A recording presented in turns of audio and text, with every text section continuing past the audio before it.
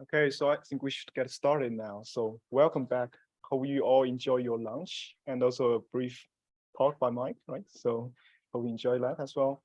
And so in the afternoon now we have the oral session 3 that will be chaired by Dr. Ying Fang from Imperial College. So as this conference is a hybrid one, so some of our speakers, they are actually remotely connected. So I think the first speaker will be the one connected virtually. Okay. So I will hand over to Ying, who will introduce the first speaker. Yeah, okay, sure. Thank you for the introduction.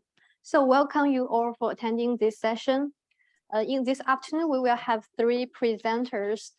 And now let's invite our first speaker, Paul Gorkin. He will give us a talk virtually on his study on class distance weighted cross entropy loss for oscillatory Colli severity estimation. Let's welcome. Hello everyone. Can you hear me clearly? Yes. Okay. My name is Görkem Polat, and in this presentation, I will talk about the work where we have proposed a novel loss function to improve the results in the presence of ordinal labels. This is a joint work of researchers from Marmara University and Middle East Technical University from Turkey. Here is the outline. Although the main focus of this work is the ordinal loss function, I will give you a brief information on the starting point, which is the ulcerative colitis disease. Then I will move on to the details of the proposed loss function. Then I will talk about the data sets. To the best of our knowledge, this is the largest publicly available ulcerative colitis data sets. Then I will share the experiment results and class activation map comparisons.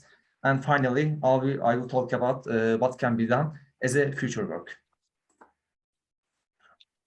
Ulcerative colitis is one of the 2 prevalent types of the inflammatory bowel diseases. It is only seen in the large intestine. It usually begins in the rectum and spreads through the entire colon. Therefore, colonoscopy plays a crucial role in the assessment procedure. It is a lifelong and chronic condition, and it is in a rising trend in all over the world. And there are different scoring systems where the clinical practitioners apply. In this study, we are using the Mayo endoscopic scoring system, which divides the disease into 4 levels. On the bottom figures, you see a sample from each class. In a healthy tissue, the capillaries and the veins should be seen clearly, which is indicated as Mayo 0. And as the severity of the disease increases, bleeding and erosions become more frequent and spontaneous. The critical point in this disease is that the samples of Naegbo classes might be similar to each other, so they are frequently confused. Therefore, there is a very high intra and inter-observer variability in the assessment procedure. If a high-performing computer-aided diagnosis is used, it can be very helpful in clinical decision-making.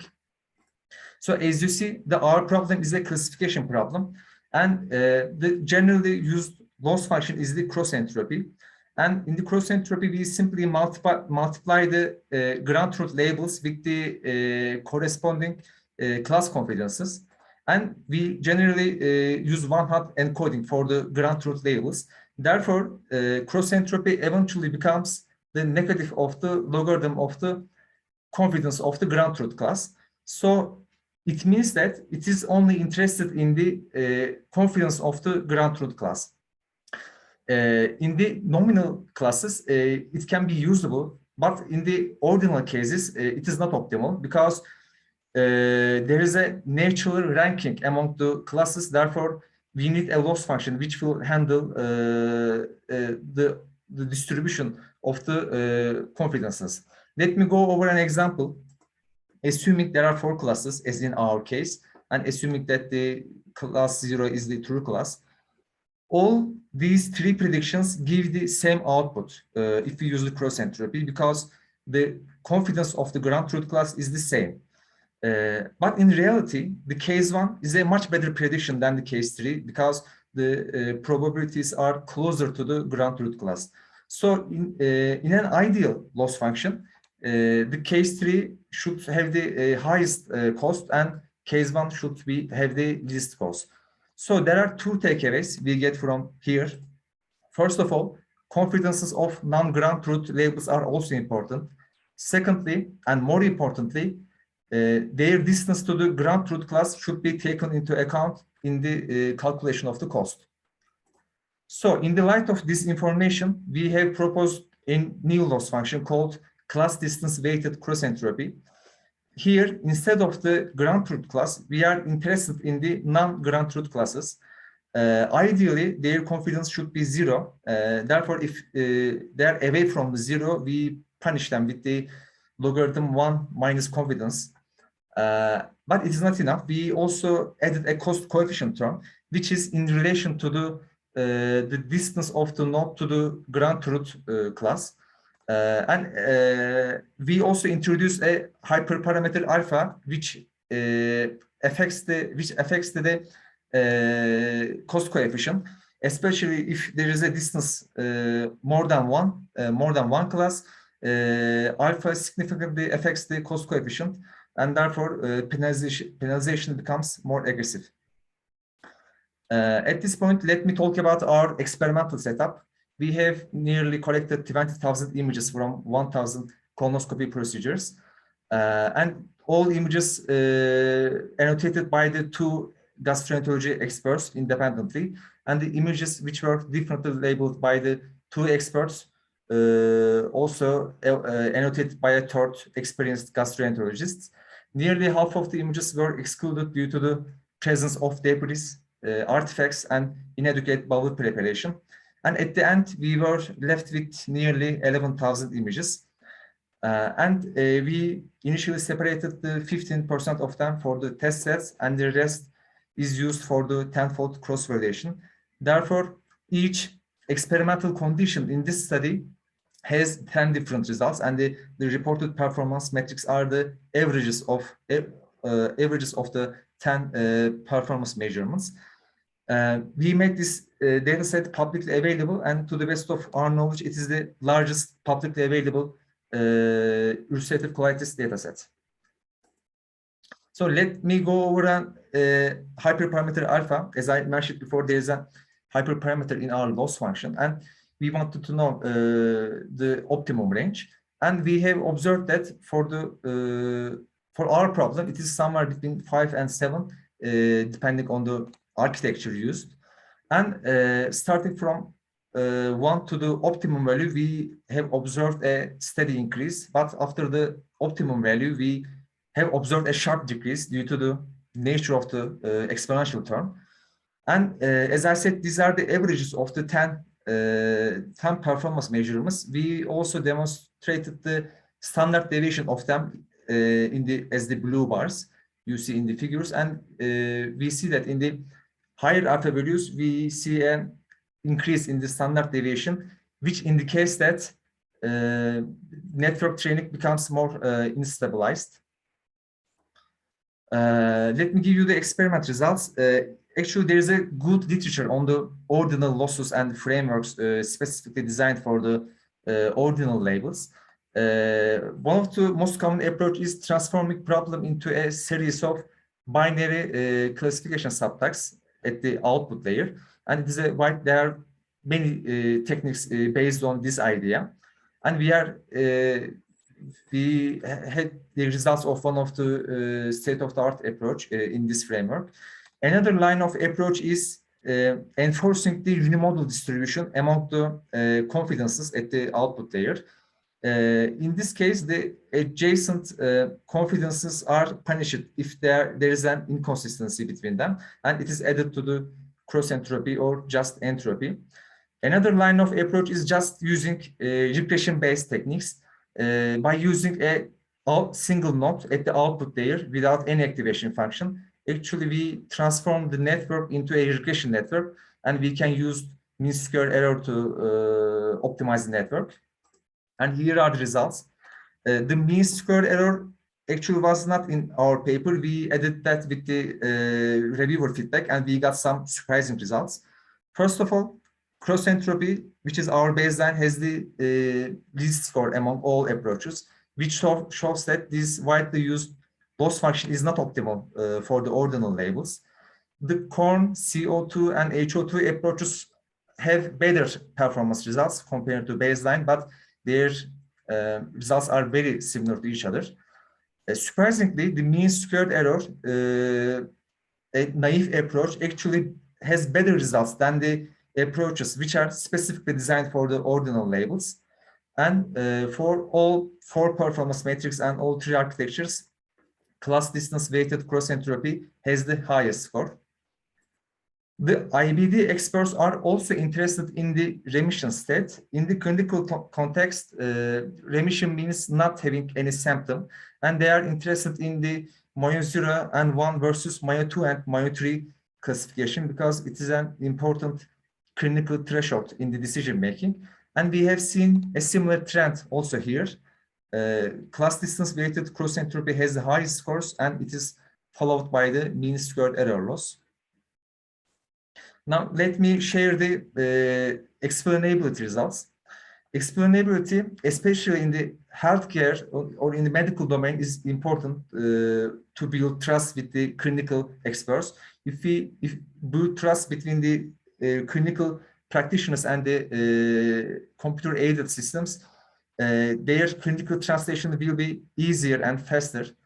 Also, they can be used as another comparison criteria when assessing different models. And lastly, if there is a bias in the dataset or the model architecture, they can be used to debug the system and highlight any potential biases. And we have observed that with the proposed loss function, we got better class activation maps. It was a qualitative analysis, and we have seen that the class activation maps are better overlap with the symptoms on the tissue. We also made an experimental setup in order to come to a quantitative result. In this experiment, we designed a system. We got 60 images from each class, and in total, we showed 240 images to the 3 IBD experts, and we wanted them to choose which class activation map is more aligned with their decision making. In other words, in which class activation map it is more aligned with the symptoms on the tissue. And we wanted them to choose, if there is no difference, we wanted them to choose to make them equally reasonable. And we randomly assigned the names as the AI1 and AI2 so that they do not make any corresponding between the loss function and the class activation map. And here are the experiment results. On the average, the rate of choosing class distance weighted cross entropy is 2 times more than the cross entropy. And that ratio is higher when we even consider the higher classes like Mayo 2 or Mayo 3. And on the average, nearly half of the images were chosen as equally reasonable. So as a future work, first of all, as you see, the framework we propose is not specific to the ulcerative colitis. It can be used to any disease which has an ordinal label structure, and it is quite common in the medical domain. Currently, we are extending this work to different data sets like diabetic retinopathy or cervical cancer risk. Another point is related to the ulcerative colitis disease. We have realized that there is a high interclass variation and low interclass distance. Almost all images, all endoscopic images, actually similar to each other. Meanwhile, different images of a class can be quite different from each other. Actually, it is a well-studied topic in other domains like face identification. There is a similar problem in also that domain, and there's good literature on that. Currently, we are adapting those techniques into our workflow. Thank you for your listening. I would like to answer your questions.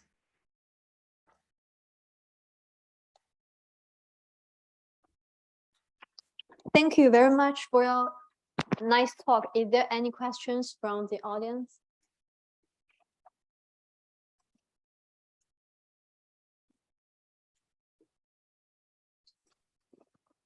No question? Okay, I have a question. I noticed that there is hyperparameter in your proposed loss function, right? So Yes. I'm very interested in how it will influence the performance on the results and how you select that parameter. Okay, thank you for the question. Actually, before diving into comparison, we actually made an analysis for that hyperparameter.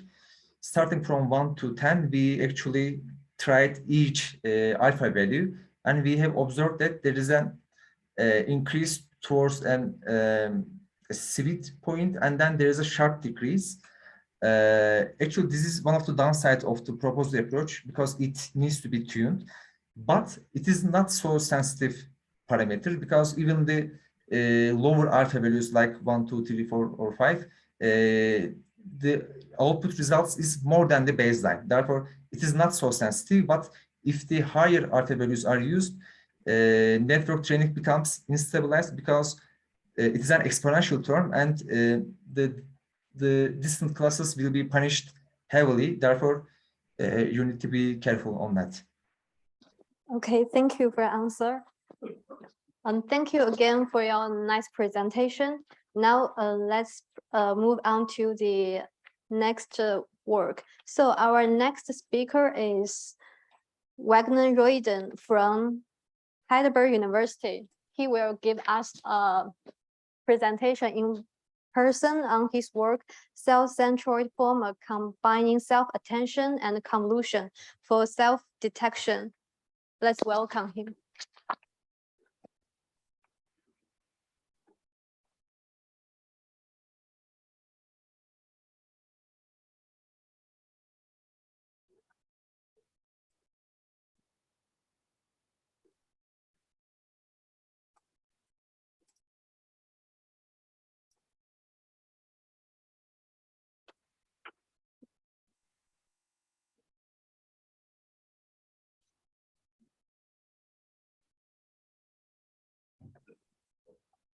Sorry for the short delay, and thanks for the introduction. My name is Royden, and I'm going to present cell-centroid former combining self-attention and convolution for cell detection.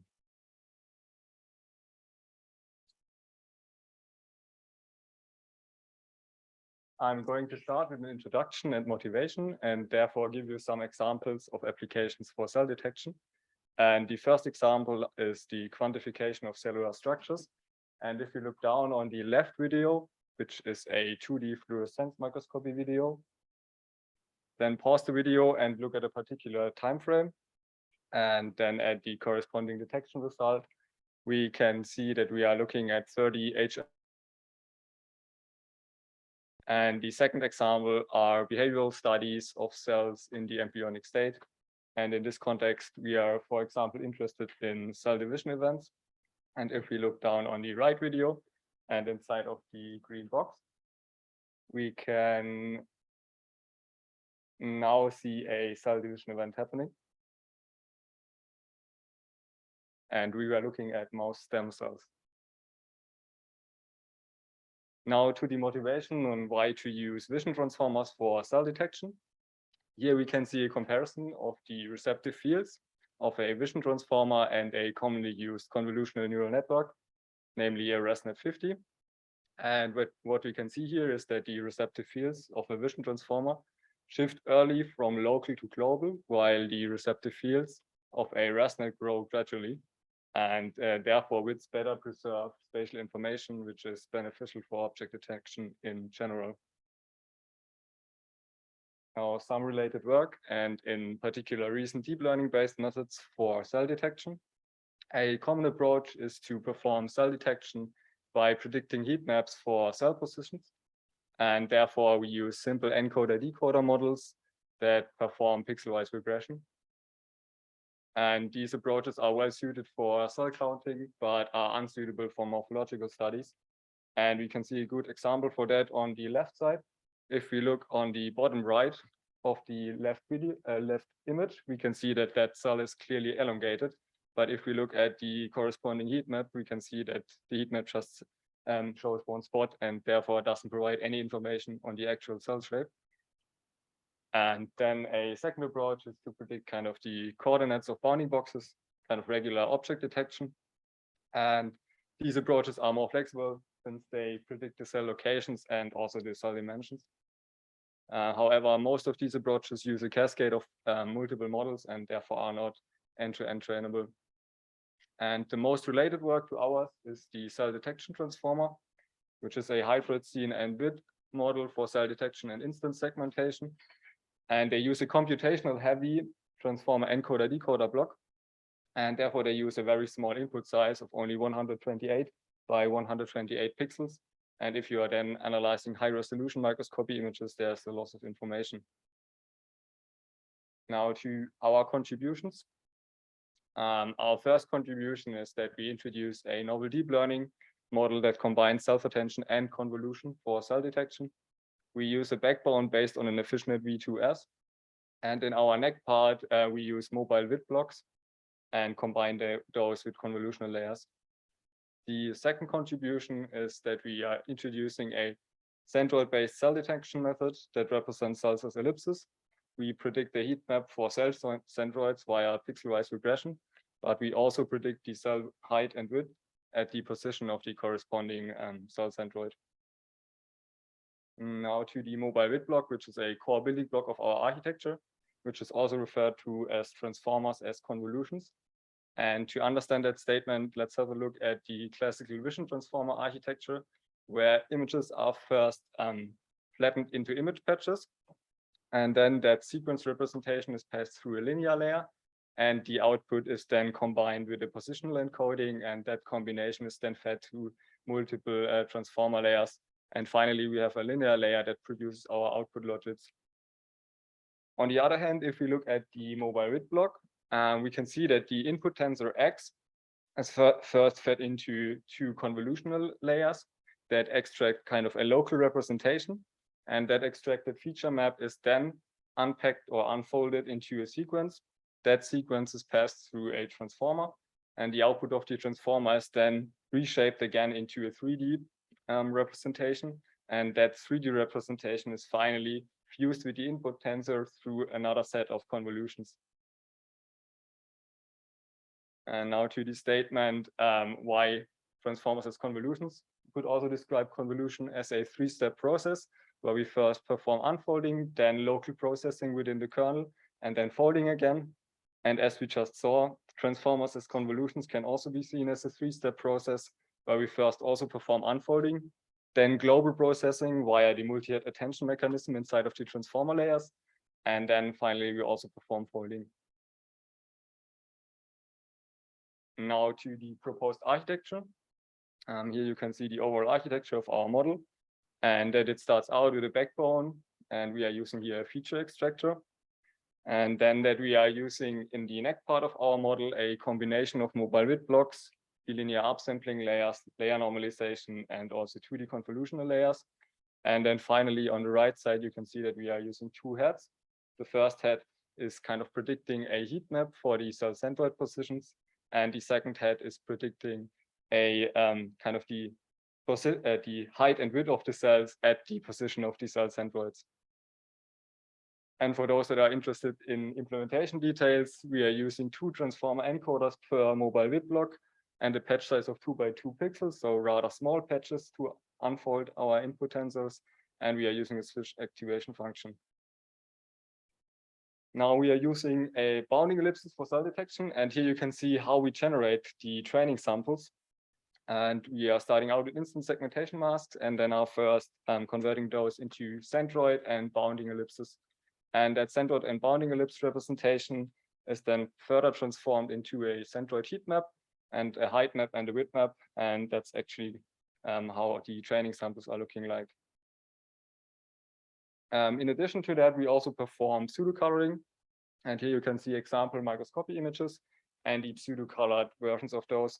And you can see that pseudo-coloring with the NCAR color map is well suited for pseudo-coloring cell nuclei and their immediate surroundings to distinguish these regions from the background. In our first experiments, we use a dual unit as baseline model. And here you can see the overall architecture of a dual unit, which is a standard encoder decoder model. And we are using one decoder to predict the heat map for the cell centroids, and the other decoder to predict kind of the height and the width of the cell centroids, which is analogously to our model. And here you see the experimental results and also the training curves. We are using a set of HeLa cells, and we are looking at the cell centroid mean intersection over union and also the cell dimension SIM score. And you can see a definition of the SIM score, which is the structural similarity index on the right side. And as you can see, our model converges faster and outperforms the baseline model.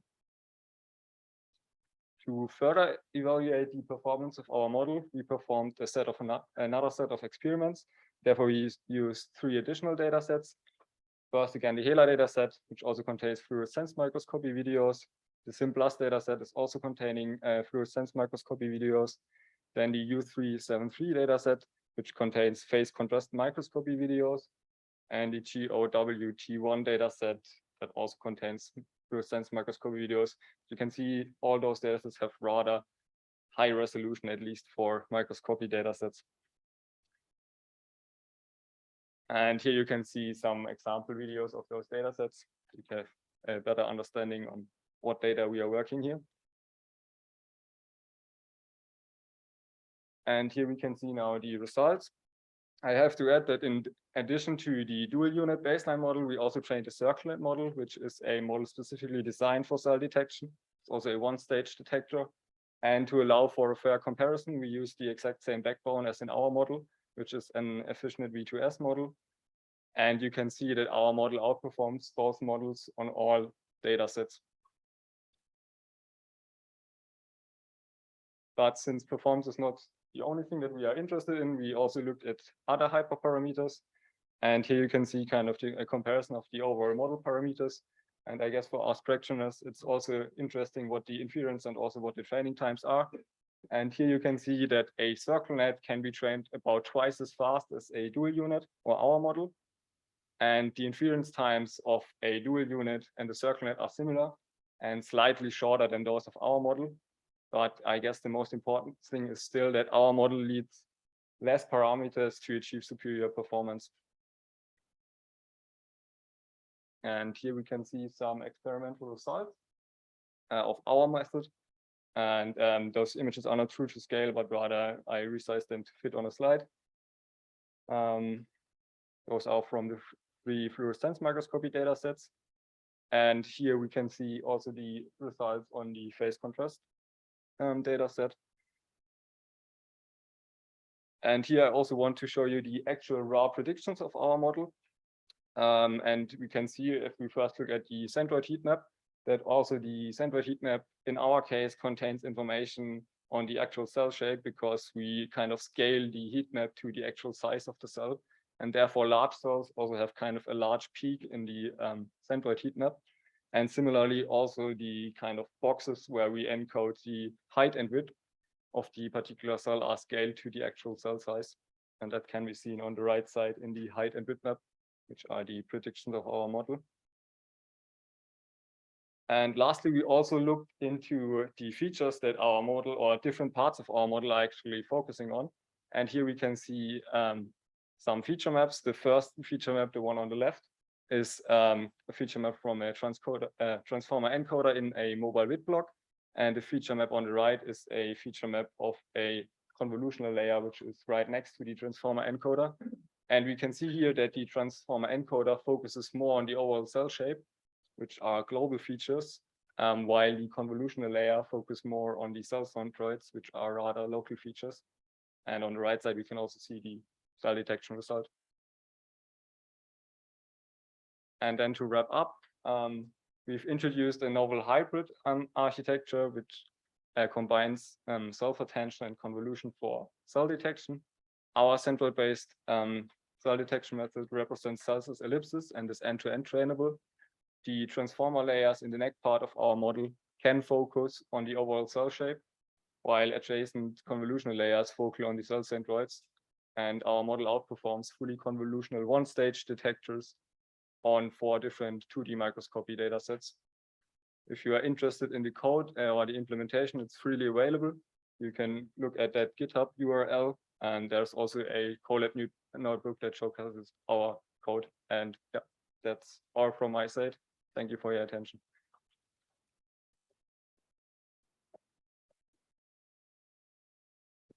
Thank you for your interesting talk. Any questions?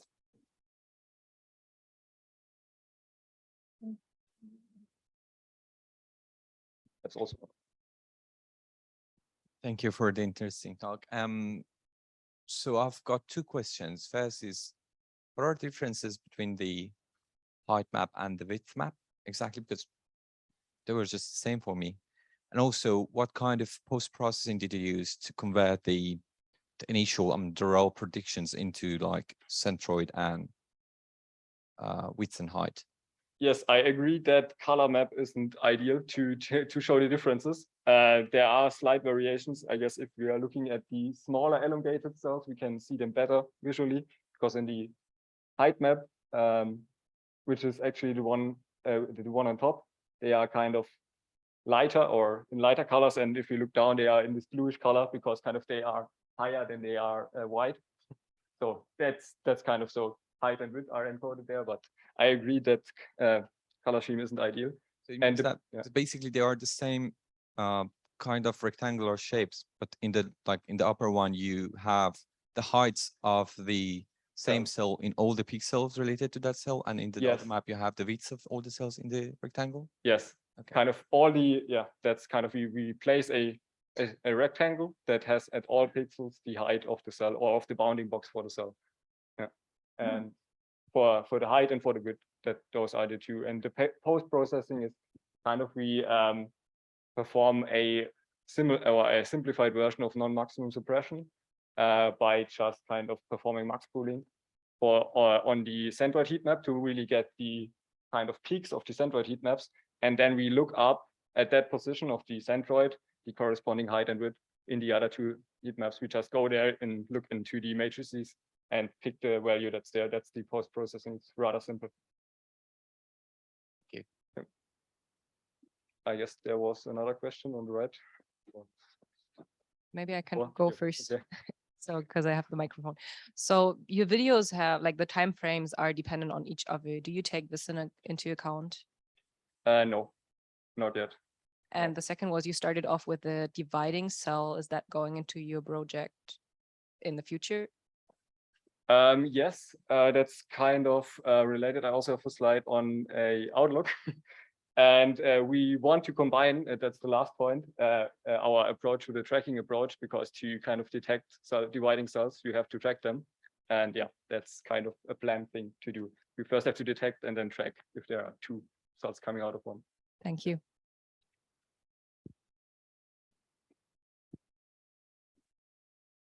I guess there was the last question. Thank you. Interesting talk. Two quick questions.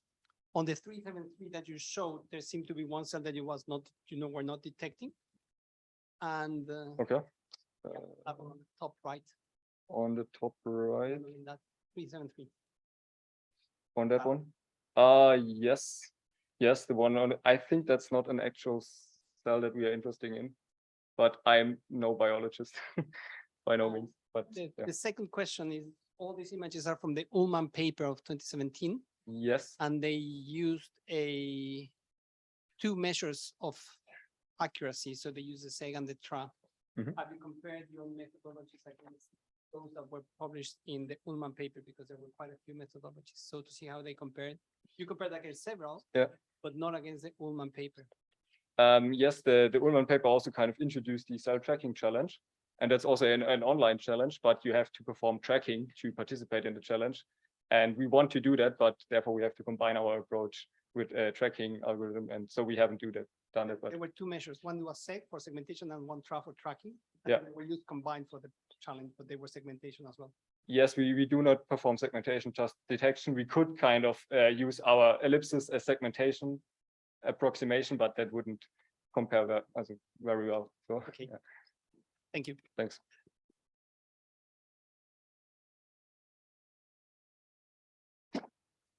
Thank you for your answer again. Then Now let's move on to our next speaker. He is Rizan Mohammed from Zaya University of Artificial Intelligence.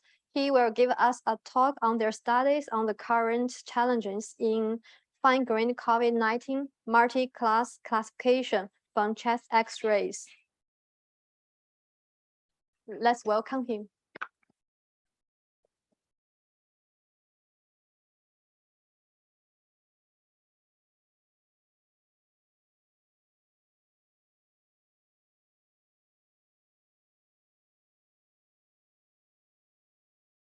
All right. Good afternoon, everyone. My name is Mohammed Rizwan. Today, I will be presenting our work on self-supervision and multitask learning, challenges in fine-grained COVID-19 multi-class classification from chest X-rays. Before I begin, I would like to acknowledge my team members, Amira Wazir, Ivo Golini Navarrete, Dr. Ibrahim Al-Maki, and also the supervision of Professor Muhammad Yaqub from Mohammed bin Zayed University of Artificial Intelligence. I would also like to thank MIUA for organizing this conference.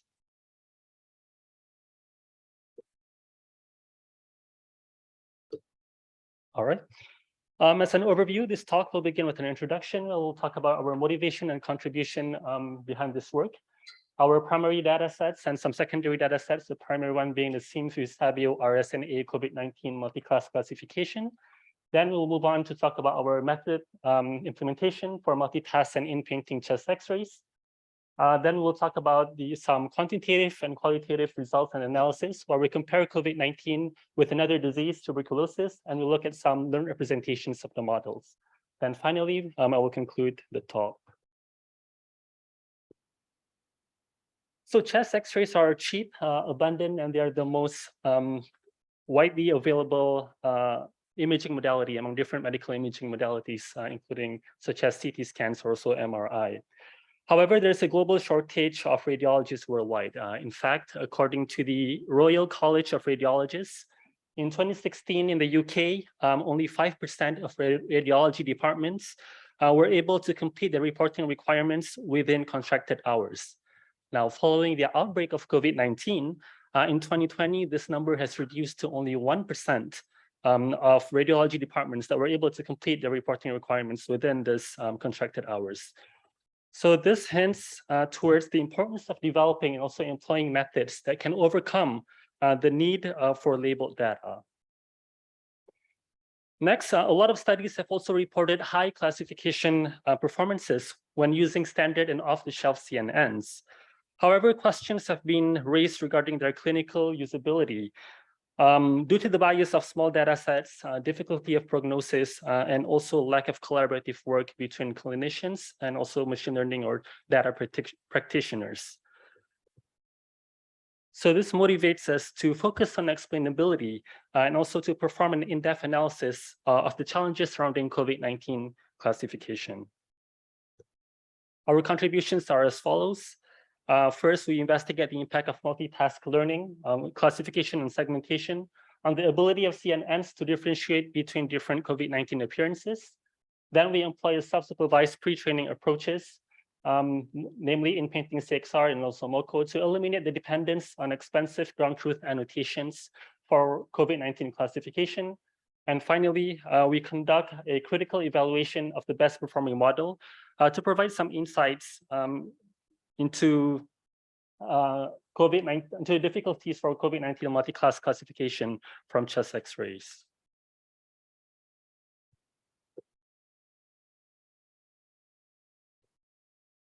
Our primary data set of interest for classification in this study is a multi-source SIMS-Sabio RSNA COVID-19 detection data set, which is curated by an international group of 22 radiologists. This data set consists of 3 positive classes, as you see over here.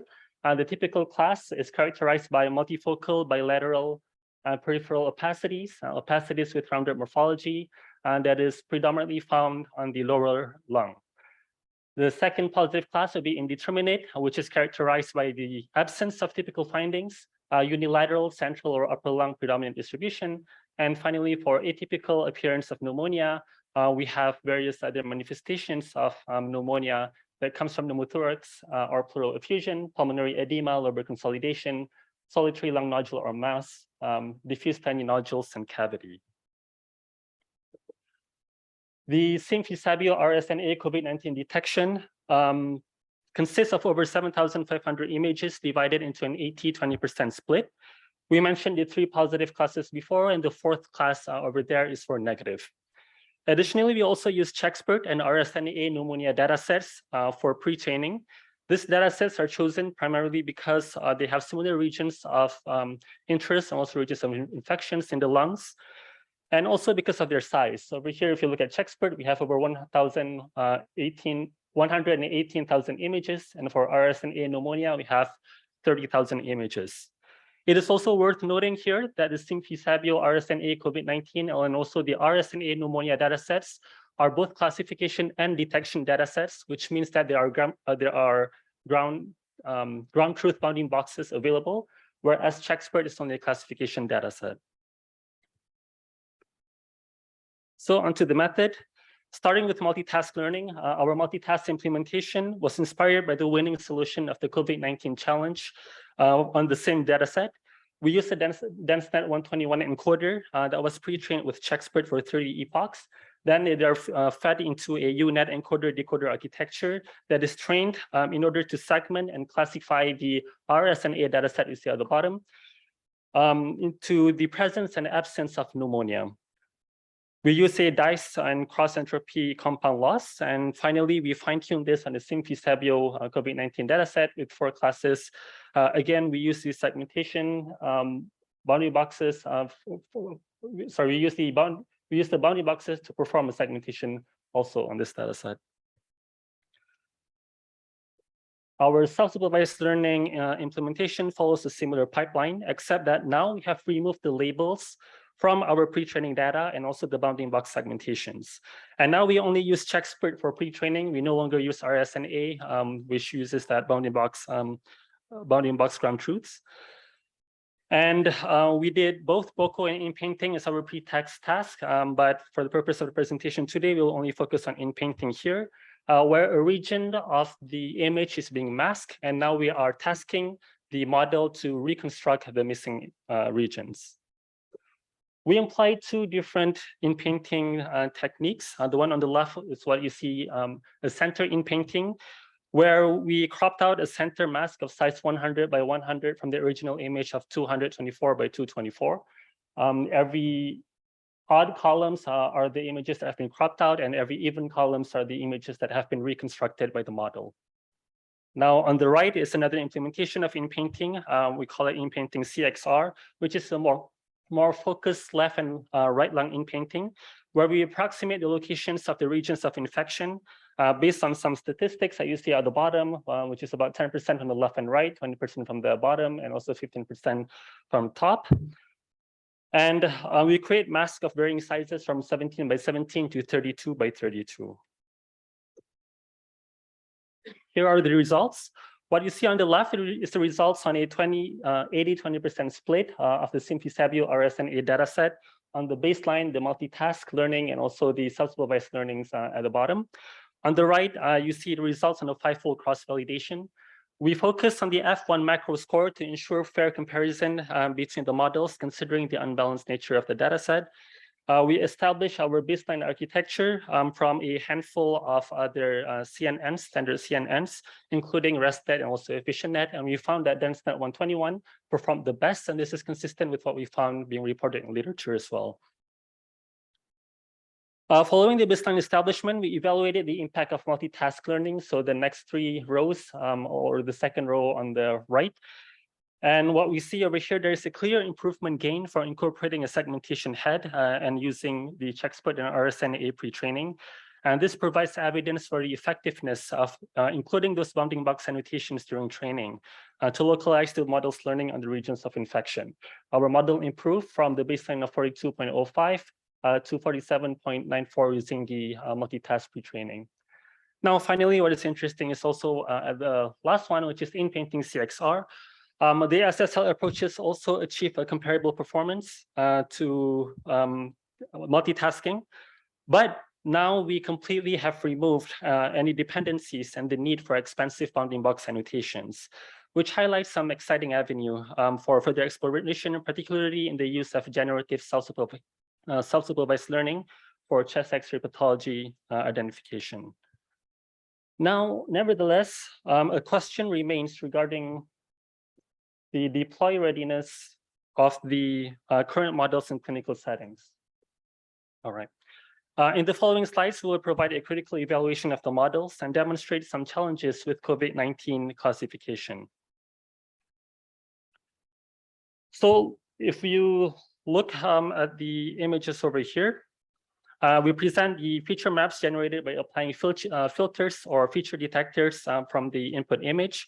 We show an example for another disease here, this one being tuberculosis, which is characterized by the presence of bacteria that occurs in colonies.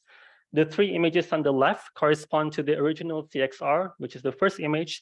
The second one is a zoom in section near the regions of infection from which the feature maps on the right are being generated.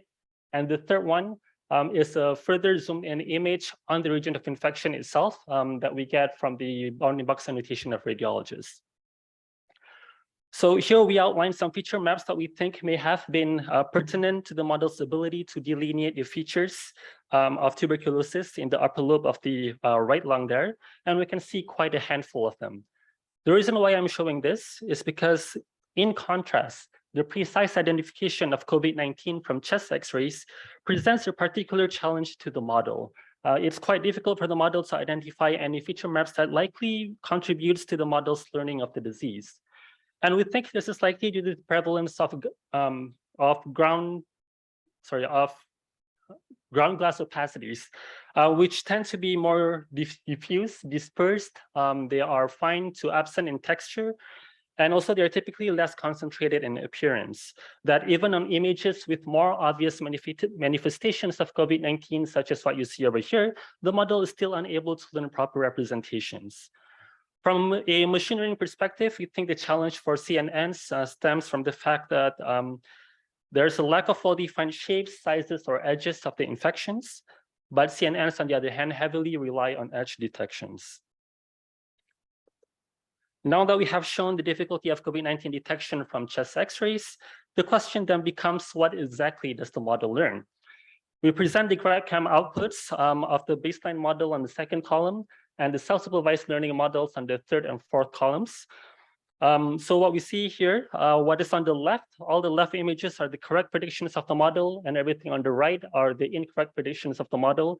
It might be a bit harder to see, but you can see there's the bounding box ground truth in red in all of the images with GradCam outputs. So what we want to highlight over here is looking at this on the images on the left, comparing the second versus the third and fourth columns. We can see that the decision making appears to be a lot more sporadic and a bit random, irregular on the baseline model, which is the second column. Whereas if you look at the third and fourth column for self-supervision, now over here, the model is better able to localize the lung regions when using the MoCo and also in painting chest X-rays, in painting self-supervised pre-training. A closer inspection of the self-supervised learning GradCams also reveals that the correctly predicted regions, everything that you see on the left, are quite extensive. Like if you look at all of the blue regions, especially for self-supervision on the second, on the third, and on the fourth column, they are extensive. They encompass the majority of the lungs, and they also have large corresponding bounding box annotations. Conversely, now if you look at the images on the right, the incorrectly predicted regions are also extensive. They cover the majority of the lungs. However, now we have a lot of missed smaller areas of infections where these are being incorrectly predicted. We note also that the correctly predicted images, everything on the left, mostly belong to the typical class. And the average areas of infection for the typical class is higher than that for the atypical and also indeterminate classes. So what this suggests is that the correct predictions of the model may not necessarily be attributed to the true regions of infections, but rather to some other non-causal features of the lung or some false positive features of the lung. Now, finally, we have shown the difficulty of the model in separating the 4 classes for multi-class classification. How does the model perform for binary classification between every 2 positive classes? We performed an ablation study of each pair of positive classes, and we show here that the results of all pairs of positive classes are only slightly better than chance, looking at the F1 scores again. The TSNEs on the right also show poorly defined clusters that allude to the inability of the model to distinguish between the COVID-19 classes. So as a conclusion, the self-supervised independent CXR method rivals the performance of multitask learning and COVID-19 multi-class classification. We think the low performance of the current models is more likely due to the tendency of CNNs to rely on edge detections, which is largely absent for COVID-19. And we hope that our work would spark further interest in the community in the use of generative self-supervised learning method as a cost-effective method to achieve desirable results without the need for expensive bounding box ground truth annotations. With that, I would like to thank you, and we'll take any questions.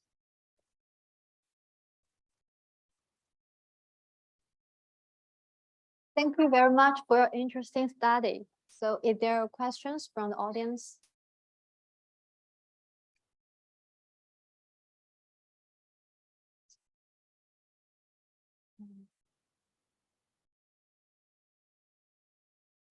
There is a question.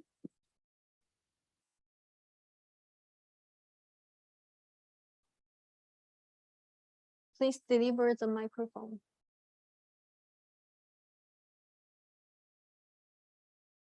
I had a question about your slide 19. Would you explain the results from the TSNE plot? Oh, yes.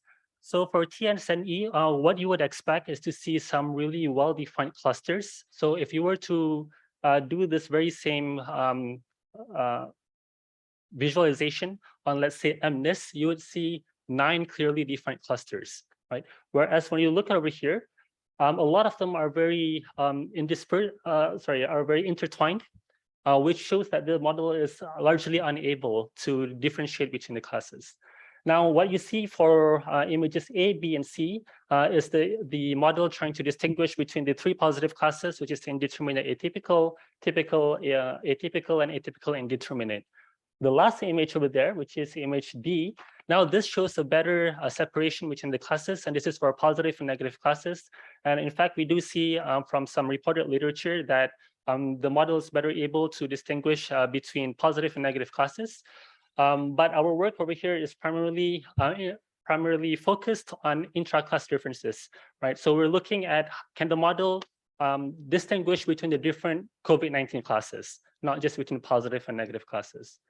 And I guess another thing I would also mention is the reason why I put tuberculosis is also because a lot of work has been comparing the methods or their results in trying to distinguish between COVID-19 and tuberculosis.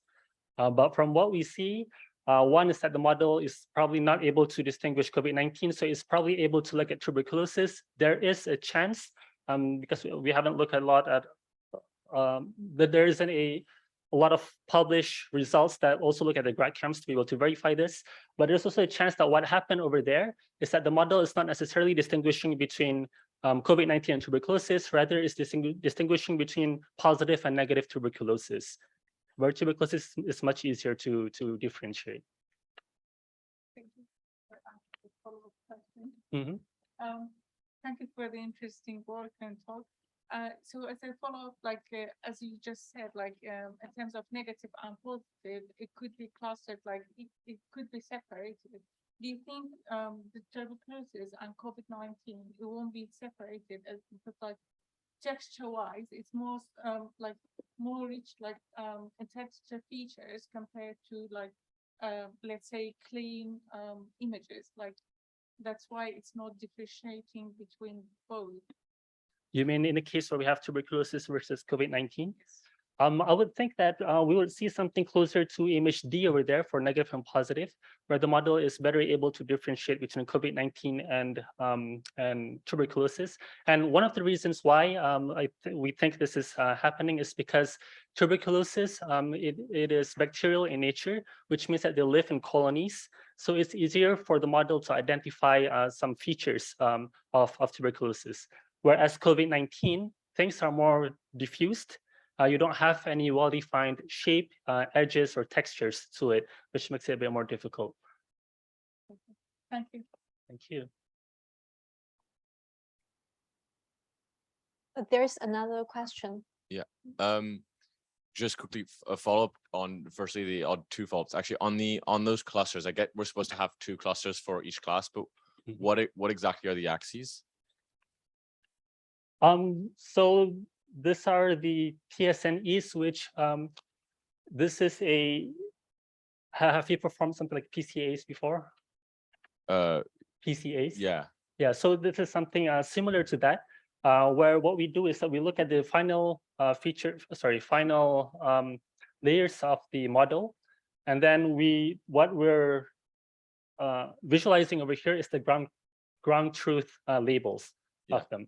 What we could also do is we could also put on top of the images the predicted labels, but this would make the image a lot more messy.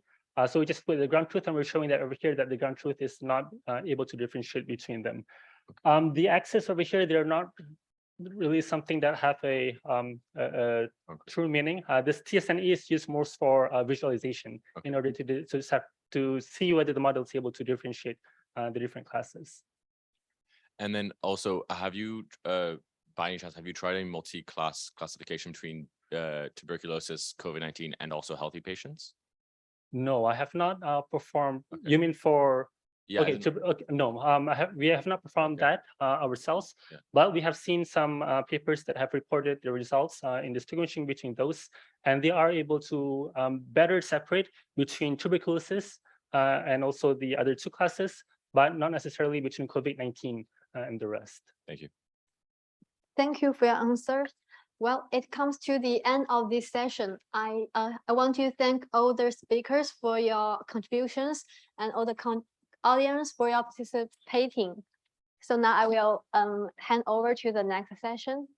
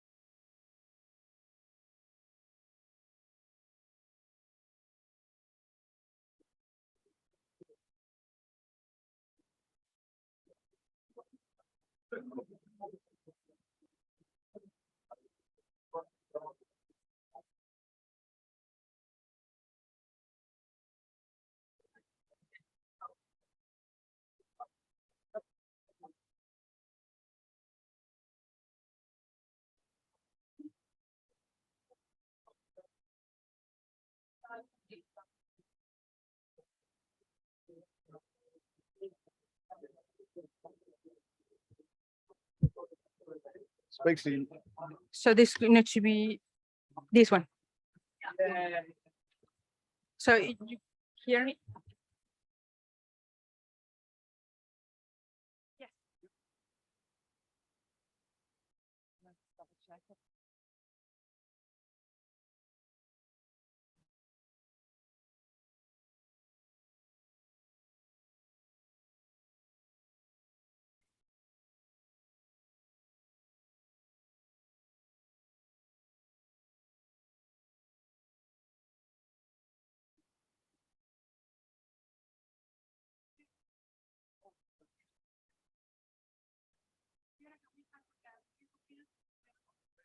But it's not. Okay, so do you want me to disconnect?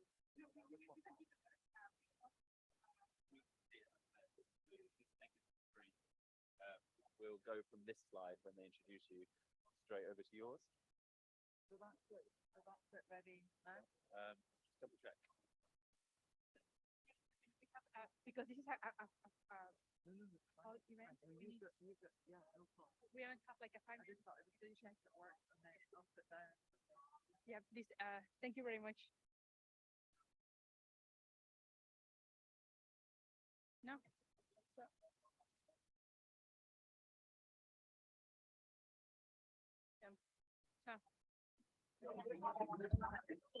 Hi, everyone. We are going to start the next session.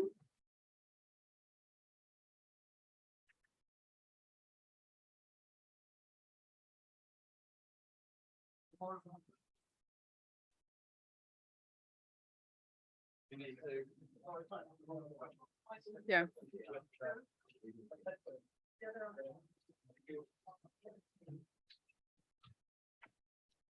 Okay.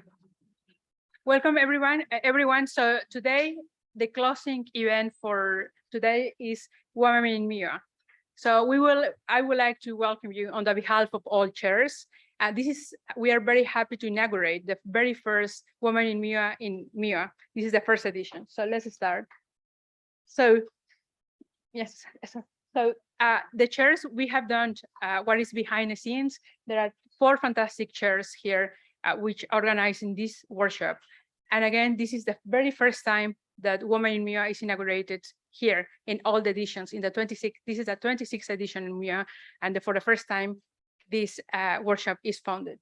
So we have different backgrounds running from clinicians, like for instance, Sarah, who unfortunately is not able to be here, but from clinicians to mathematicians, etc., and computer scientists. So, and of course, we would like to thank our amazing advisory board. Without them and the guidance, that wouldn't be possible. So we would like to thank our 3 amazing advisory board, ranging from Paulina Golat from MIT, Julia Chabel from Technical University of Munich, and Carola Vivian-Chanly from University of Cambridge. Thank you very much.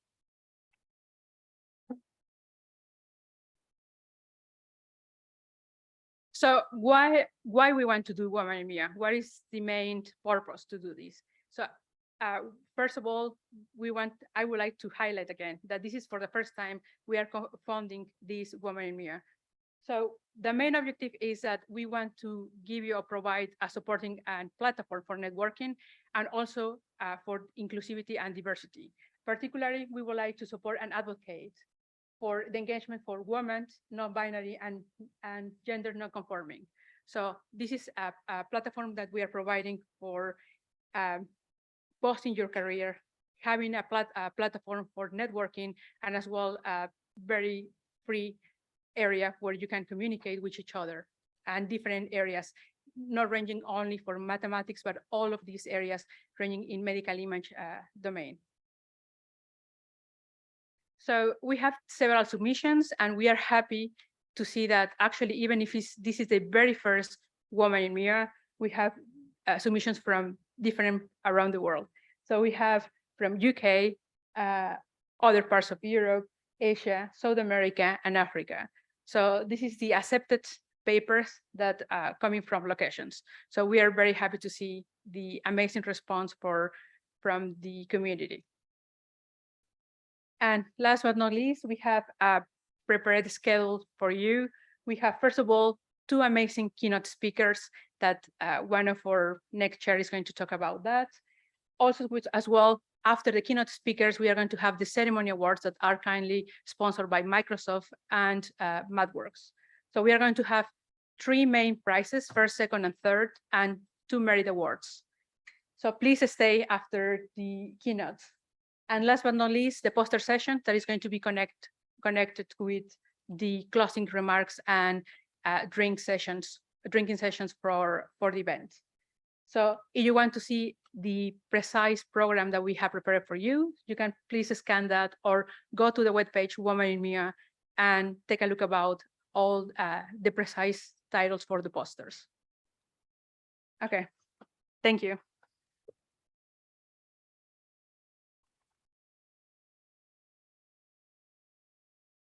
Welcome also from my side. We're super excited to have this event happening. As Angelica mentioned, there will be a poster session later, and the MIA is also hybrid, so this will be in person and online.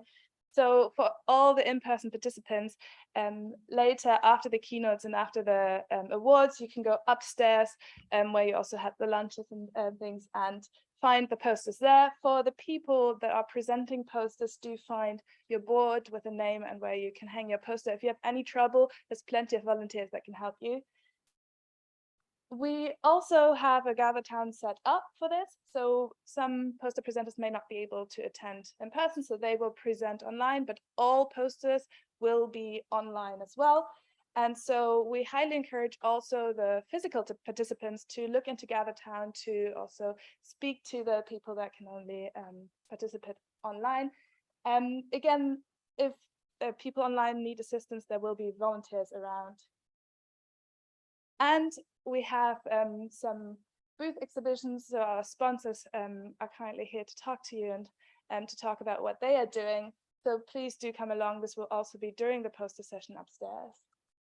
And then lastly, from my side, we do have a Twitter account, it's Women in MUA. So if you do tweet or are on Twitter, please come follow us.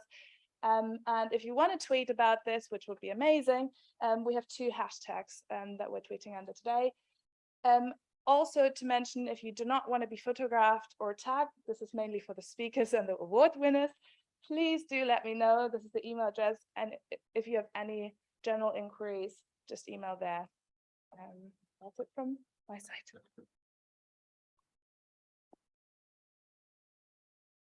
Okay, it's my part. I'm Emma. The code of conduct is in place during the Women in MUA, and you can find it in our website. All the participants in Women in MUA are required to comply with the code of conduct, both during the online and on-site events, and also on the social media, just like Tamara said before on Twitter. And for the behavior, we hope that all the participants in the Women in MUA will be free from the harassment, bullying, discrimination, and any other unacceptable behaviors for all the participants. And if you witness any violation of this code of conduct, you just report it. You can report it in these 3 ways. For the on-site event, who attend this event in person, you can just directly talk to the organizer or the volunteers. And for the online participants, you can just send the message, chat message to Michael through the Zoom. And at any time, you can email to the womeninmua@gmail.com. And we are thrilled to welcome the following 2 invited speakers: Professor Fiona Gilbert, Professor of Radiology, Head of Department from the University of Cambridge School of Clinical Medicine, and Dr. Yue Mingjing, Senior Research Fellow from the Department of Computer Science, University College London. For the invited talk, it will be 30 minutes long and followed with a 5 minutes Q&A session. It will be held at the end of this welcome event. And we would like to thank our wonderful volunteers for making this workshop experience smooth to everyone. We would also like to thank our sponsors, Microsoft and MathWorks, for their supporting and boosting the diversity and inclusivity within the community, and also for selecting the selecting and sponsoring the best poster award. And we will announce these awards at the end after the keynote speakers. Then let's move on to the keynote speaker session. Angelica.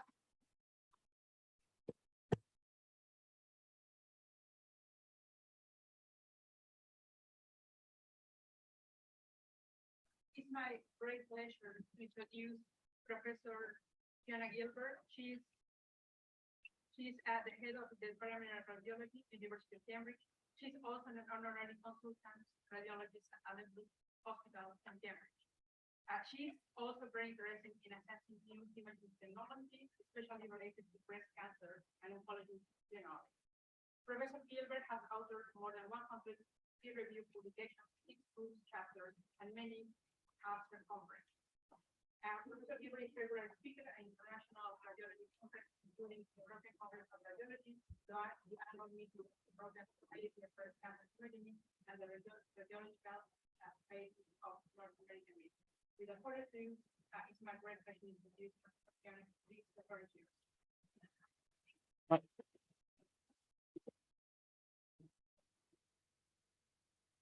Angelica, thank you very much for inviting me to speak, and congratulations on your first women's meeting. I often think it's rather dangerous to use that word women, but welcome to everybody, whatever gender is chosen, and I'm just delighted to be here.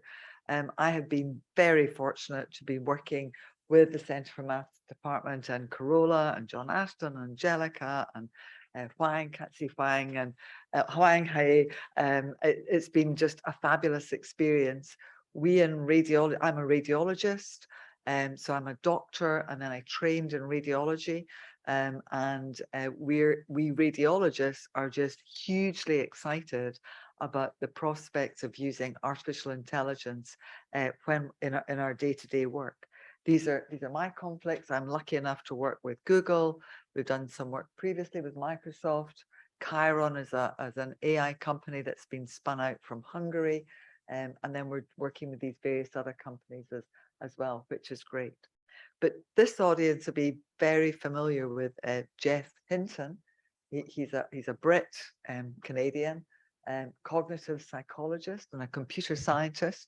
And he's considered to be the father of AI. He now works for Google and the University of Toronto.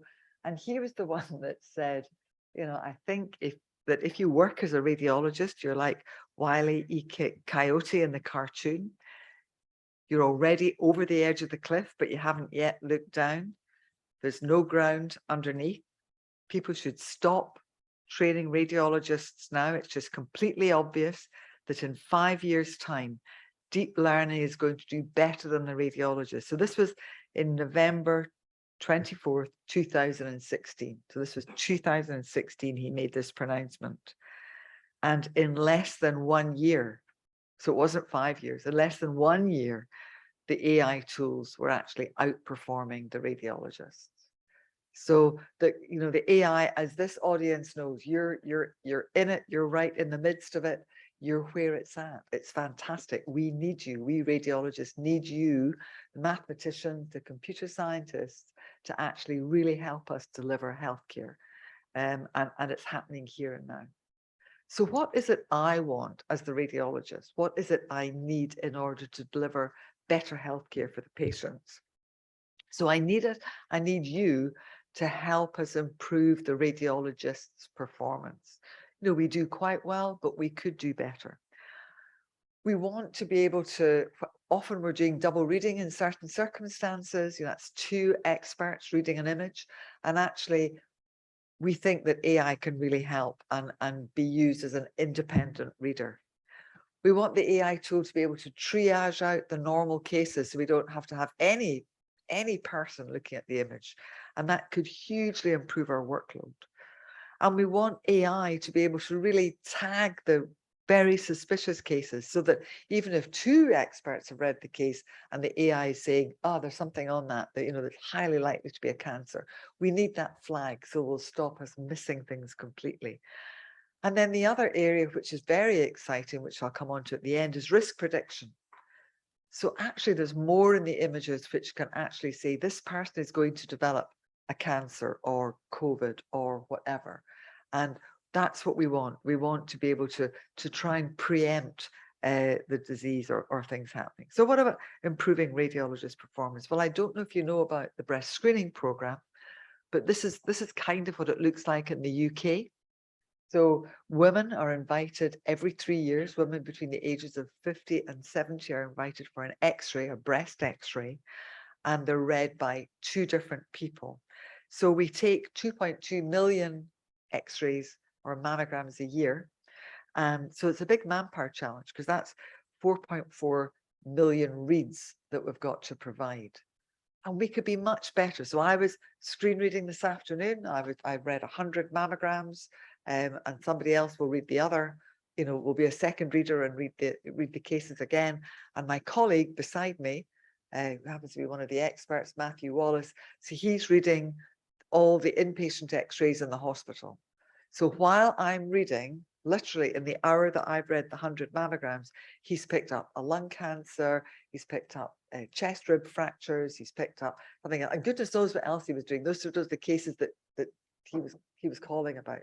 So the reality is, if I could have got rid of half the cases that I was doing, I could have been doing some of those inpatient plain X-rays as well.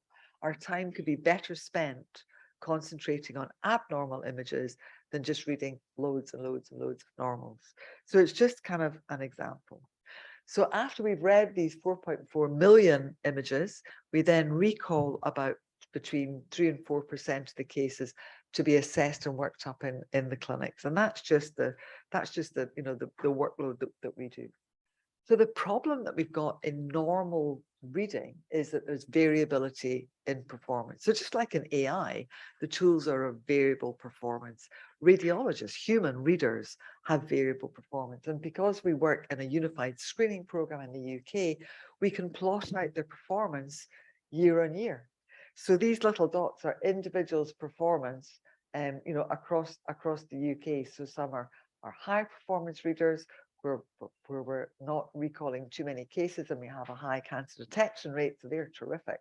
And there's a whole tail of people down here who recall a lot of cases and don't pick up that many cancers. And you think, well, you know, that's okay. But the public have no idea of this variability of performance. And actually what we could be doing is using the AI tools to try and bring that performance together, to try and improve the performance of the radiologist. So what I want to do, or the old CAD, you know, this audience is familiar. We've had computer-aided detection prompts for quite a long time now. In the States, the radiologists were given an extra $15 for every single case they read with a CAD prompt. So that really drove the adoption of CAD in the States. And the promise was it was going to stop us overlooking cancers. It was going to find cancers earlier for us. You know, the early trials were really promising. We did a big study comparing radiologists' performance against the standard double reading, so one radiologist using the CAD tool, and we found it was, you know, very, very similar, slight increase in the recall rate. But in fact, by 2012, 83% of all the screening examinations were being read with CAD in America. We didn't adopt it in the UK for a whole variety of reasons, sorry. But in fact, this paper was a very seminal piece of work and one that I'd recommend you quote, because this big piece of work published by Connie Lehman in JAMA 2015 showed that the sensitivity of those radiologists that were using CAD was 85.3%, but actually the sensitivity was higher for those radiologists who were not using CAD. Now that tells me one of two things, that either radiologists who are not using CAD are better radiologists to start with, or it means that the CAD is bringing down the performance of those radiologists that are becoming over-reliant on prompts. So it's just a really important thing to remember when you're introducing AI into any human-in-the-loop system. You have to remember that the AI might have an adverse effect on performance, and you need to be aware of that and have some system of measuring what's going on. You have to just be aware that it could possibly make the system worse and not better. So it's just a kind of hazard warning. So could CAD improve reader performance? This is the new generation of the CAD tools that have now come about in the last kind of 5 to 10 years.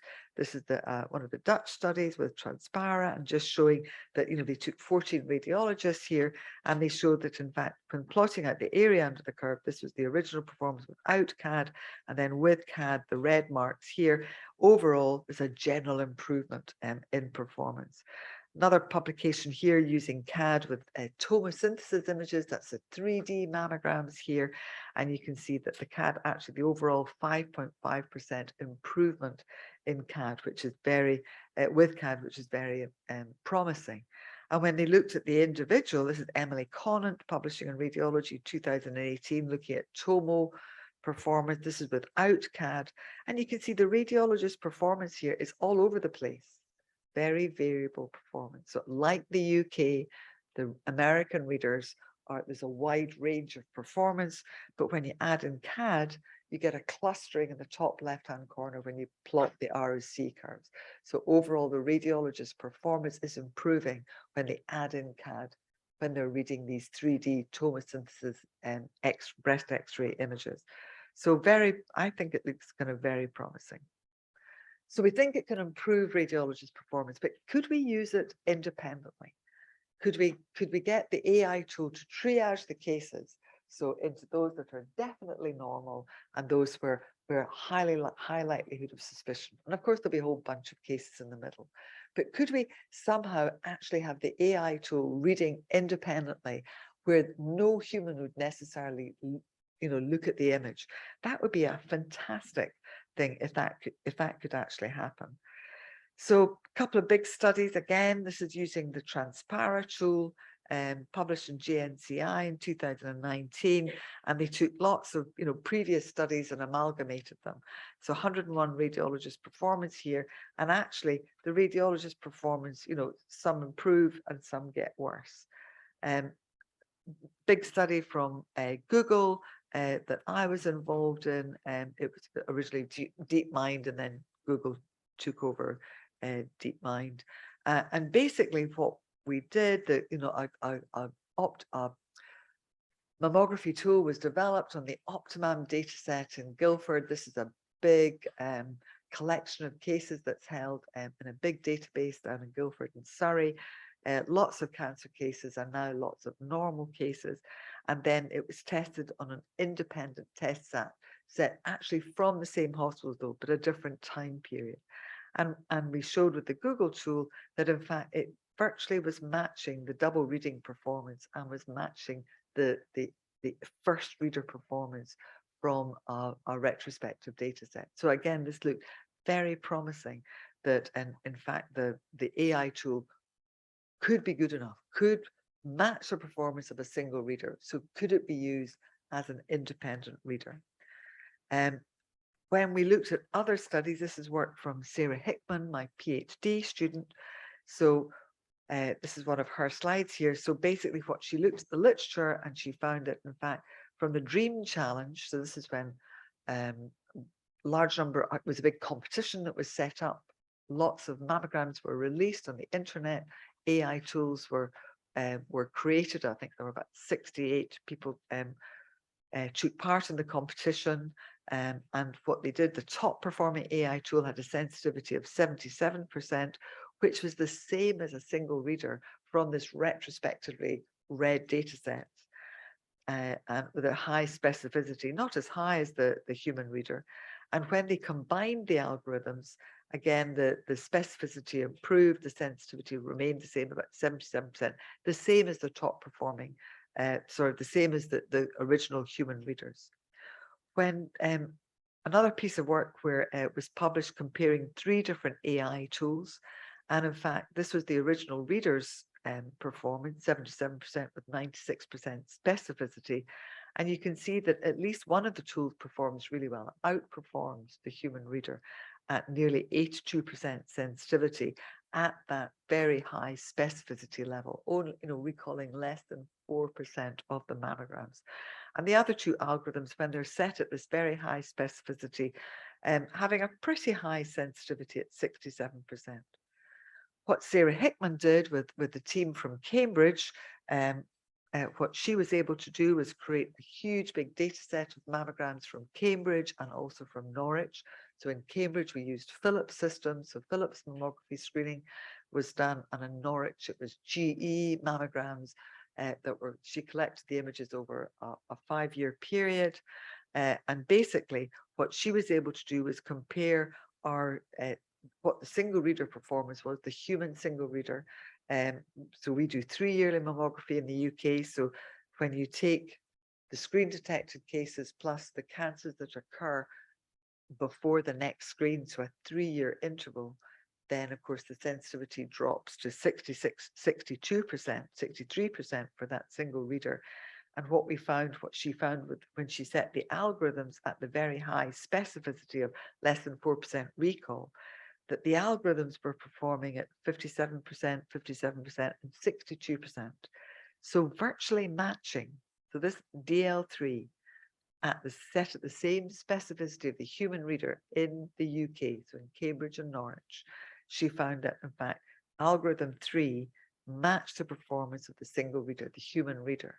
So we thought this was super exciting because in fact there'd been a systematic review published in the UK, and they said actually there's no UK data, you haven't kind of benchmarked it properly. And in fact Sarah has done. Sarah Huang was really helpful, and other people in the group in math department were fantastic.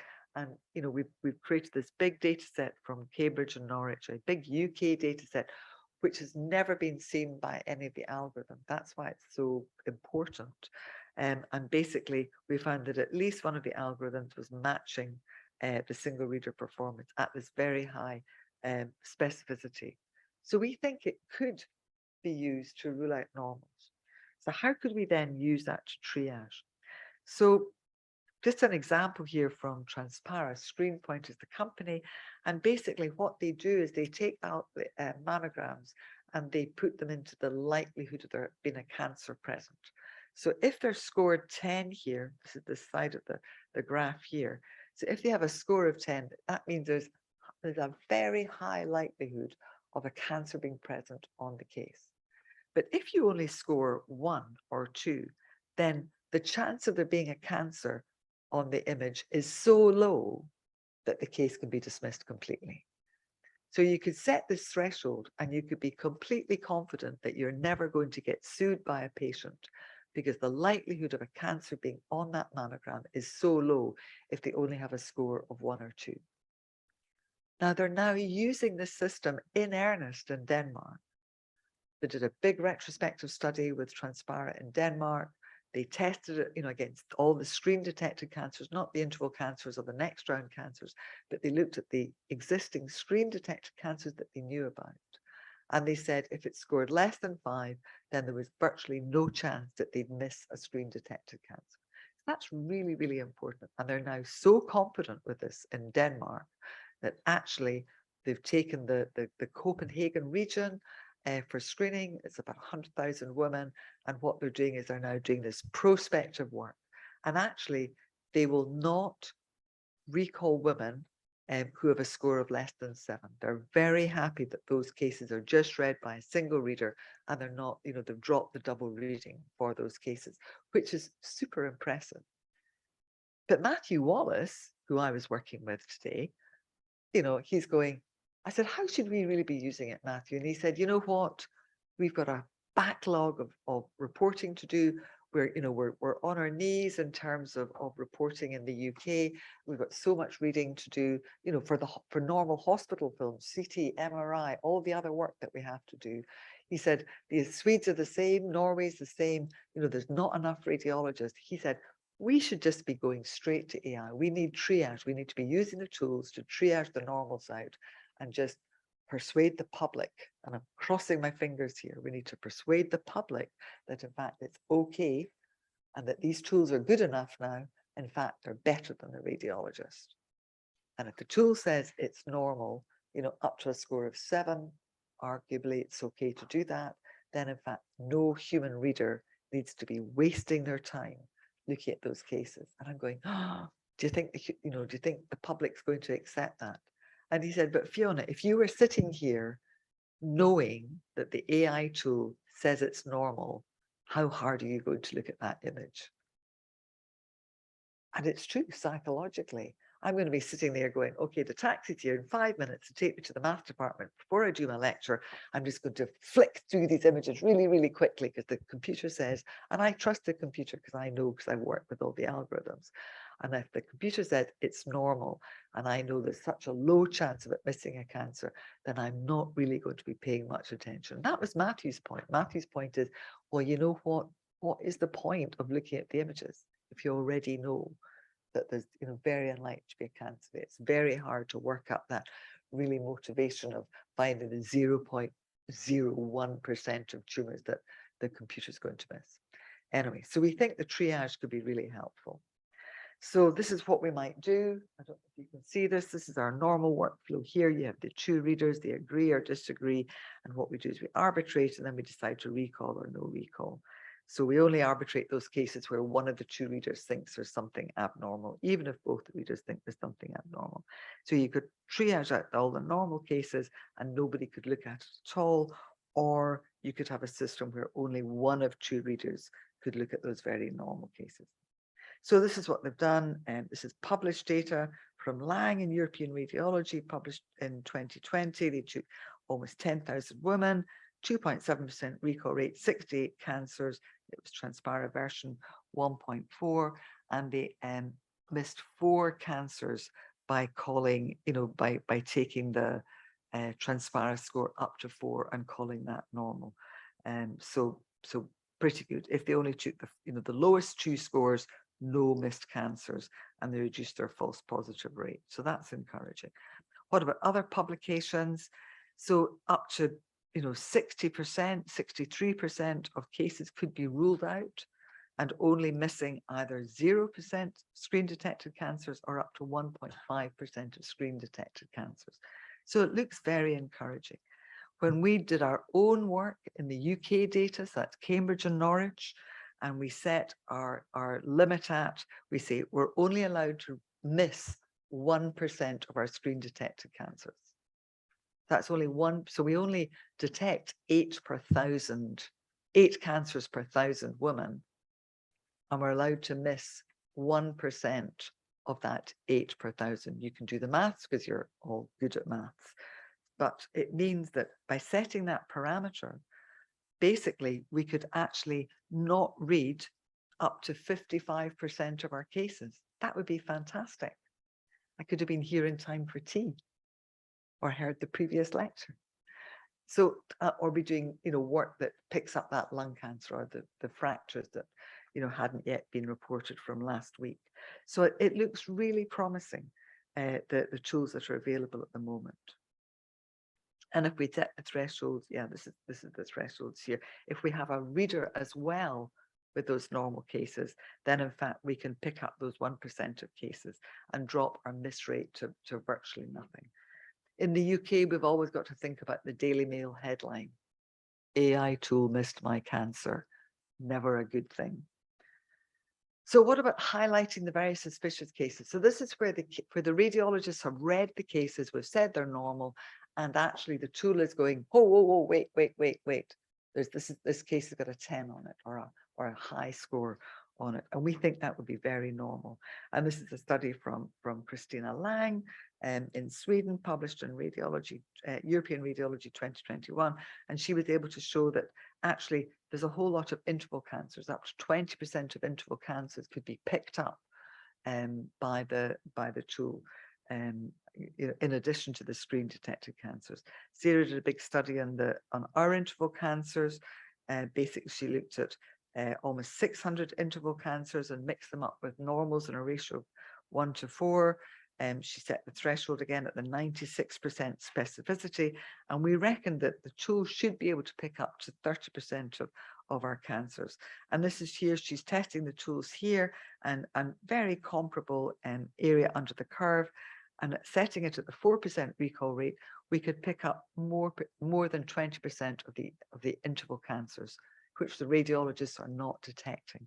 And if you set it, the tool, and you say, okay, we want to pick up 30% of the interval cancers, then you'd have to drop your recall rate from 4% to 7%, or increase your recall rate from 4% to 7%.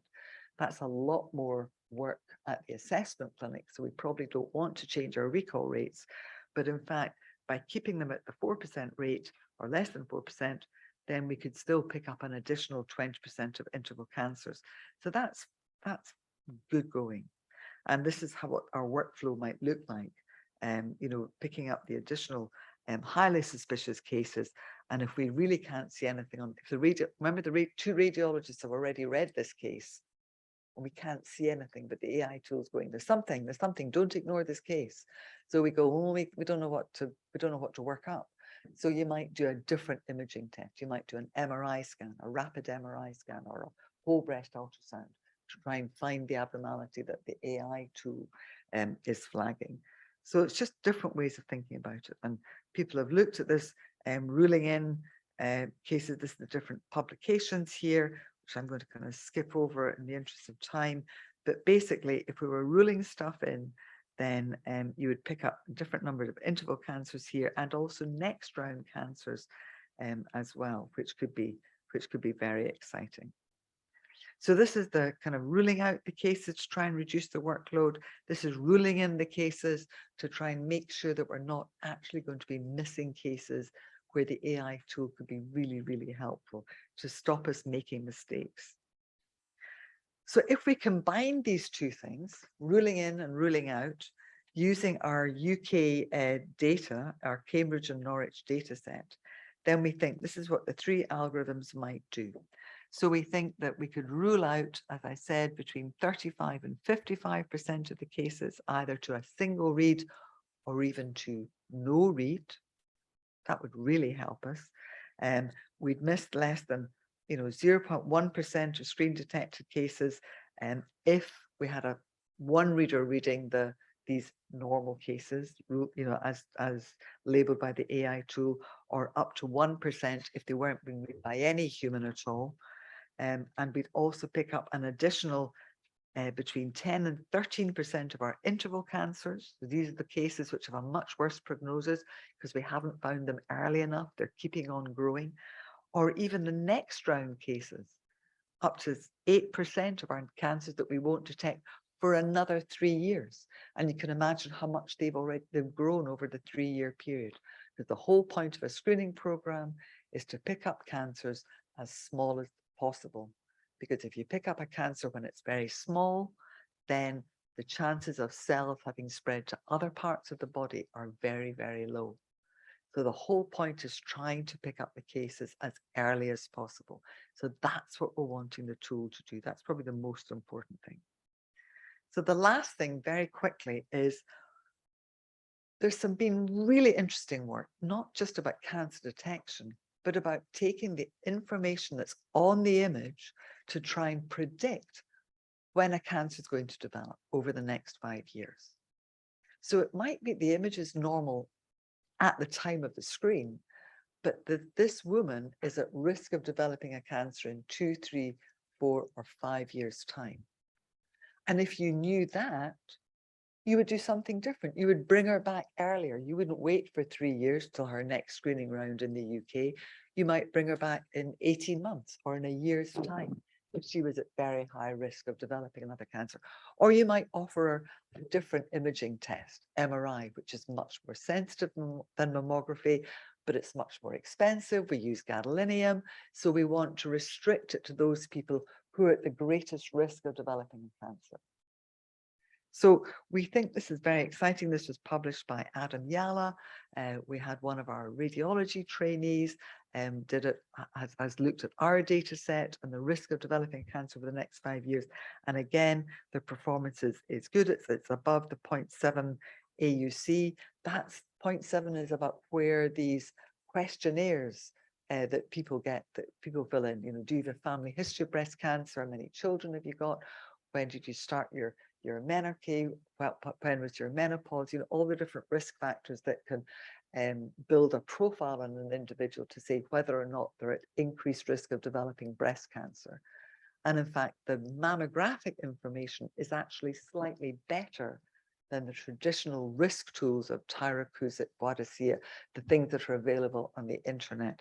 So it looks very promising. Yeah, that's that. So the last point is, are all the AI tools as good as each other? And the answer is probably not. They've all been built slightly differently. Some have been built in a Korean data set, some in a Hungarian data set with some UK data, and others on a big American data sets. So and with different manufacturers of mammography machines. So they're performing very slightly differently. So it's really important to either benchmark the tools on the same data set to say, yeah, they're all good enough. They're all above this threshold which is what we need to see for being used in the UK. Or we need to be able to say, yes, one is much better than another. But I think in whatever area of AI you're working, particularly in healthcare, you want to make sure that a threshold is set and that there is a unified data set, an unseen data set that is truly independent from wherever the AI tool is being tested and validated, so that we can say in the UK, yeah, this AI tool is safe to be used. It's above this threshold that's been set. We know that it's safe to then be implemented and tested prospectively. And I think it's what the thresholds are. When Sarah Hickman was doing her PhD, we kind of said, okay, well, let's set the thresholds at those of a human reader, keeping within the UK recall rate, keeping above the sensitivity of the single reader. And we found it was very important that we should be using not only screen detected cancers, which was much of the published data, but we wanted to use all our interval cancers and the next round cancers as well. So this benchmarking was terribly important. And Sarah did this work with the 3 algorithms she was working on, just to show the huge variability in the cancers that have been picked up by these algorithms. People then say, well, let's use them all. And you're going, no, because that then pushes up our recall rates. It drives down the specificity. It'll maybe improve the sensitivity, but we create more of a manpower problem if we end up recalling too many cases. Something to be really, really aware of. So what do I want from an AI tool? I want it to give me an accurate breast density, because if the mammogram is too white, I know I'm going to miss a cancer. But actually, I want a risk tool, really. That's what I really want. I want to know that woman's at increased risk. I should be doing something more for her, either supplemental imaging now or recalling her earlier. I want to be able to robustly identify the normals. I want to stop reading normal examinations. I don't mind reading 20% of normals or whatever, but not this 992 normals to find my 8 cancers. No, I'm sorry, I've got better things to do with my time. I want to be confident there's no cancers in that normal group. I do want prompts. I want to know why an algorithm thinks a case is abnormal. I need to know, I need that help. I want a low false prompt rate, because otherwise it's just too distracting. And I need, as I said, we can only do maybe 6 women in an afternoon assessment clinic. So I cannot have to increase my recall rate. I can only cope with so much work. So that's what I want. I want this augmented AI workflow in screening. I need you guys to help. So please, please help us. So overall, we need AI for risk prediction. We need to be incorporating all the information that we can get about the demographics of an individual and their family history, previous biopsies. And I need AI to help us with that, and also take the imaging information, the phenotype, all the phenotypic information, and pull it together and say this woman's at an individual risk. So we do much more targeted, personalized screening. I need it to help machine reading of the mammograms, definitely want that. And I need them to be prompting me and really helping me. And then I need these AI tools for other imaging modalities that we're using as well. CT, MRI, ultrasound, we need those. And we need you guys to be helping with that. Thank you very much.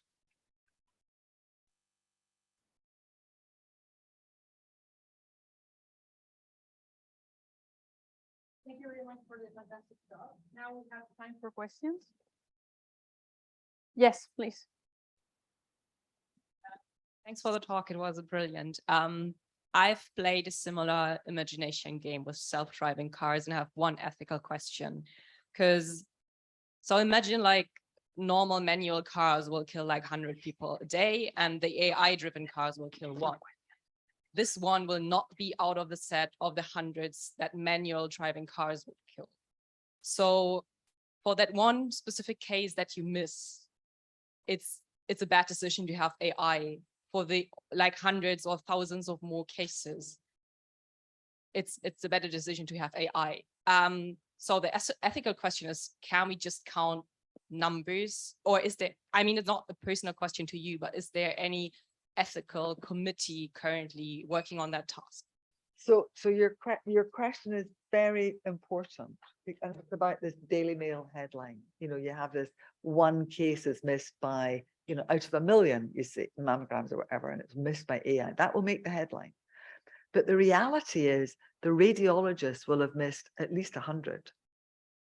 So the human, it's the AI, it's about addressing the public. And the example is the cars. The problem is the number of people who die from car crashes is still appalling. And if AI can make us safer drivers, then that would be fantastic. And it's the same example that you're giving. If we need to kind of, I suppose, fess up to the public and say, actually, radiologists are fallible, humans are fallible, we get distracted, we get tired, I've got a lecture to go and give, you know, we read too quickly, and the AI tool performance should be more consistent. And it's about accepting and asking the public to accept. And it is an ethical question, of course, it's absolutely an ethical question. We need the public to accept that actually this is no worse than the humans and actually could be better. Yeah, thank you. Did I answer your question? No, I'm just thinking of like a lot myself, like this, like you will save 1,000 lives, but this one life will not be within that thought. Like you will not save 999 lives, but you will kill one person for 1,000 others. You know what I mean? It's not that you rescue more people, it's that you shift the group of people to, you reduce the number, but that one person is now prone, like Well, that one person is destined to die. yes. But if the 100 people had been missed by the radiologist, they all would have died as well. Yes, that's all. Yeah. So I'm ethically also in favor of counting numbers, but I think it could be discussed if numbers is actually the right measure, because that one human being who would not die in the other case, yeah, is as worth as maybe all the others. I don't know. But this is just because I'm thinking myself a lot about this. How can we argue about this? And I know that not all of the people are counting numbers. So but yeah. I think the ethical aspects are hugely important and people must not ignore them. The question that is correctly being asked about some of the AI work in mammography is what type of cancers are being missed by the AI tool in comparison to the humans. And if we can if we say, oh, AI is better at, will detect more cancers, it may be that the additional cancers are actually not particularly important cancers that would have killed somebody. And they may actually be making things worse. There's something called overdiagnosis. So when people go for screening, they get labeled as a cancer person. And actually, if they hadn't attended for screening, their cancer would never have been diagnosed and they would never have known about it. And they'd have died of their heart disease at age 80 or 70 or whatever, and they'd have died with their breast cancer, but they've had to live for 20 years with a label of breast cancer, which was never going to kill them. And so there's lots of, your question is very important, there's lots of ethical things that we need to keep in the forefront of our minds. Yes, thank you. Thank you. Do we have more questions? Yeah. Yeah, thank you for your wonderful talk. That's great. I was just wondering what you thought the biggest barrier to wider NHS adoption of AI is. Is it kind of public distrust, as you mentioned, or is it potential legal implications like lawsuits if cancers are missed, or is it just more a sake of tradition? I think it's a whole mixture of things. Right. I think there's So I think there's initially radiologists were going to go, oh, it's going to do me out of a job. But I think now the radiologists accept actually it's going to really help us. And there's huge advantages in huge areas where it's going to be extremely useful. I think there are IT issues in the hospitals. So people are, so we need to test things prospectively. So we need to get the AI tools into the hospital. And that seems to be taking much longer than it should. There are regulatory and governance issues about just having you know, somebody, you know, I'm just not allowed to take my laptop and plug it into the hospital system, even though I've worked in the NHS forever. You know, I'm just not allowed to do that. And so a company coming in, a commercial company with an AI tool, like, oh, what's it going to do to our data? This huge kind of fear of the unknown. And I think we need to be, the great thing about NHSX, NHS Digital, now Department of Health, and they are now trying to push the AI agenda by allowing people to at least put in 1 or 2 algorithms and get used to it and recognize that actually it's not going to cause the whole system to fall over. And I don't know what we do about the public. We have to, there has to be an informed PR campaign to try and reassure them that in fact we will not allow AI to be used unless we prove that it's going to be better than what we're already delivering. And I think we need, so there is this issue of trust, both for the professionals and for the patients and the public. Thank you. Hi, thanks for your talk. Very, very interesting. I'm wondering, when we talk about the triage system and the AI used for the triage system, we said we could use a threshold and say, and rule out all those cases below that threshold. And you show us that the number of missed cases, in this case, missed cancers, are really low. Are we sure that the number of cases among these missed by real radiologists would be higher? And if not, is it worth it, the time saved? I mean, we're going to save a lot of time, but is it worth maybe not saving 1 or 2 lives and instead like saving maybe 50% of the time and 50% of the cases? When we've done the retrospective testing, we took the cases. So these interval cancers were the cases where 2 radiologists had not seen anything on the screening examination. And then we got the AI tool to read it, and they picked up, you know, over 20% of these cases. So the radiologist had already missed those cases. But what we need to do is prospectively test with the scoring to make sure that an algorithm is saying, you know, if you say, okay, let's get rid of 50%, the lowest scoring 50%, that's what we need to do in a prospective fashion to make sure there are no cancers being missed there. Because there will be interval cancers there that are not being picked up by the AI tool, and next round cancers, which the radiologist wouldn't be able to detect either. So there will be some in that mix which wouldn't normally have been picked up or won't come to light. Okay, thank you very much. We are going to take first one question from the virtual audience. So Ingrid, please feel free to unmute yourself, please. Yes, because you mentioned there are many different AI tools and they are not comparable completely. But I was wondering, how do you see the selection of which AI tool to use? Which criteria do you think are important in choosing? How do we find the different companies and things? Is that the question? So we approached, so basically at conferences and things, the companies would come and say, we've got an AI tool for mammography. We go, do you want to take part in the study? So we kind of approached quite a number of companies. We only had time to do 3 companies, but we've got contracts with another 3 companies to test their tools. Sorry to interrupt, but what makes, because you showed 3 tools, I think, in your presentation, with all good results, but if you have to choose which one, what do you choose? Yes. So there is one tool. So when we did the testing, one of the companies performed better than the other 2 companies.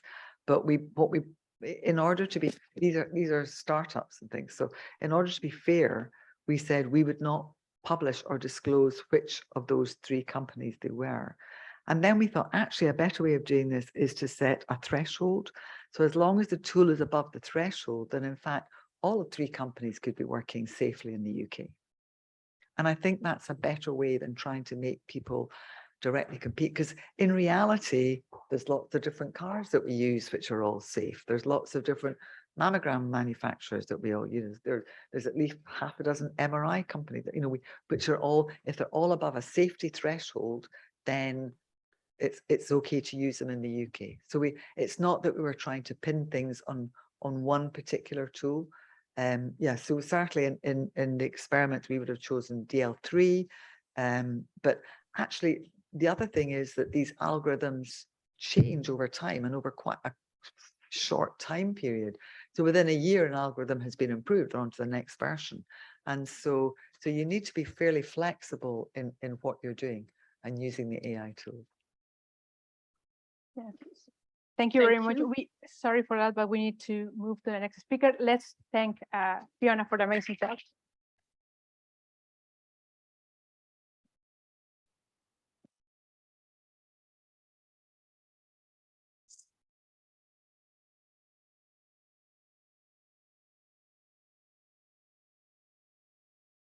Okay, let's welcome the next speaker, Dr. Yueming Jin. Yueming is currently a senior research fellow at the Department of Computer Science at University College London. Before that, she has received her PhD degree in the Department of Computer Science and Engineering from the Chinese University of Hong Kong in 2019. Her research interests are developing artificial intelligence and machine learning techniques with an emphasized application to robotic surgical video and medical image. She obtained Hong Kong PhD fellowship in 2015. She received several premier awards, including Best Paper Award of Media MICAI in 2017, NIH Award in MICAI 2020, Young Scientist Publication Impact Award finalist in MICAI 2021, Best Paper Award in Medical Robotics in ICRA 2021. She also led team winning 4 international grant challenges about robotic surgical data science. She has published more than 30 papers in top-tier conference and high-impact journals in this area. Today, she will talk about how AI powered robotic surgical vision. So let's welcome Yueming.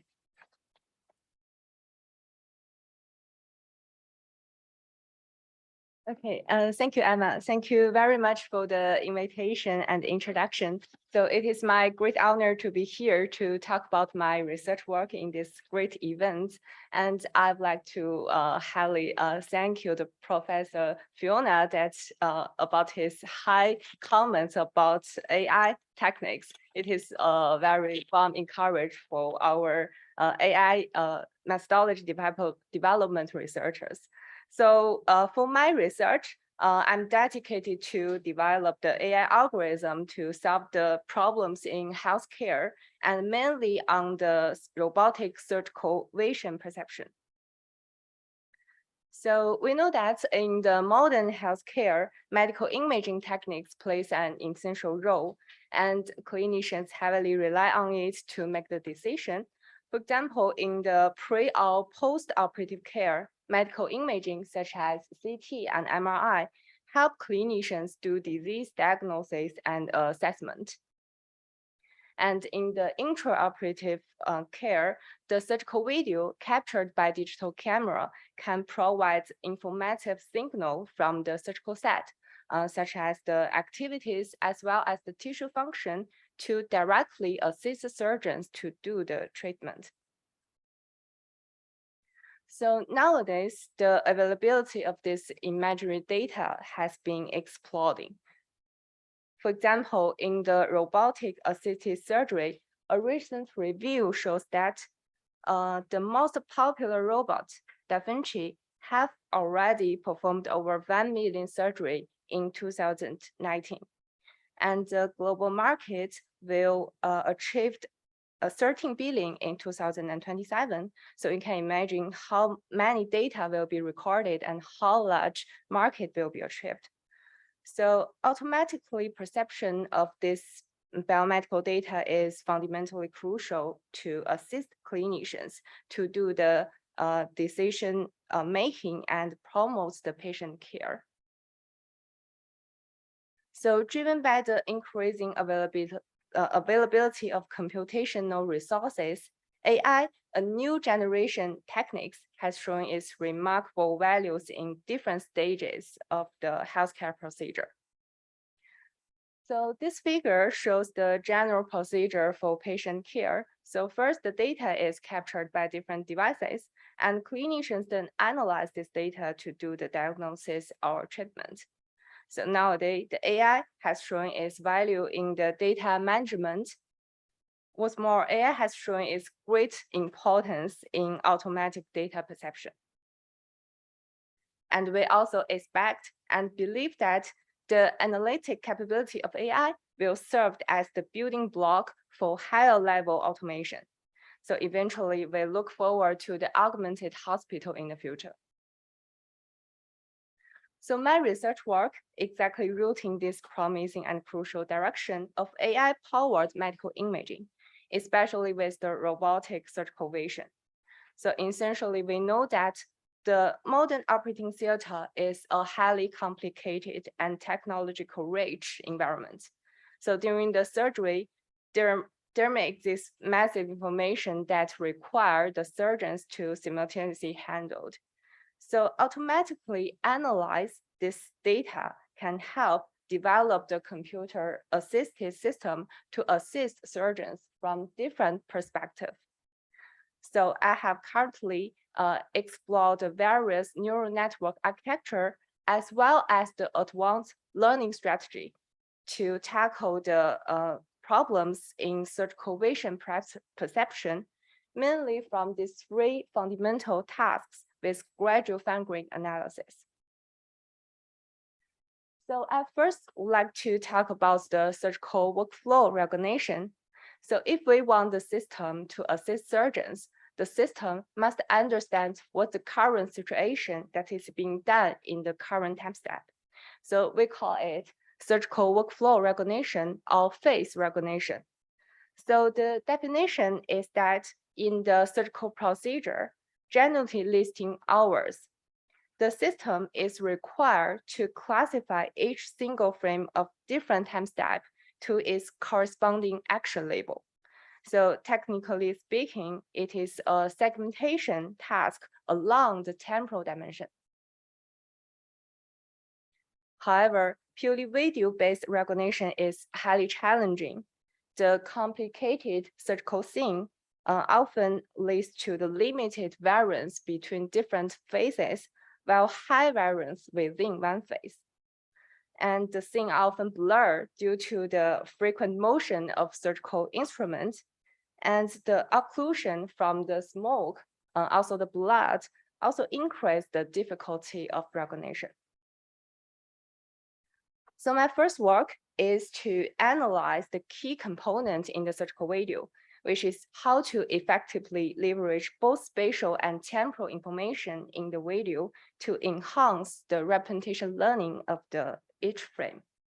So an end-to-end recurrent convolutional network is designed to take the full advantages of the complementary information within the visual and temporal feature learned from the video.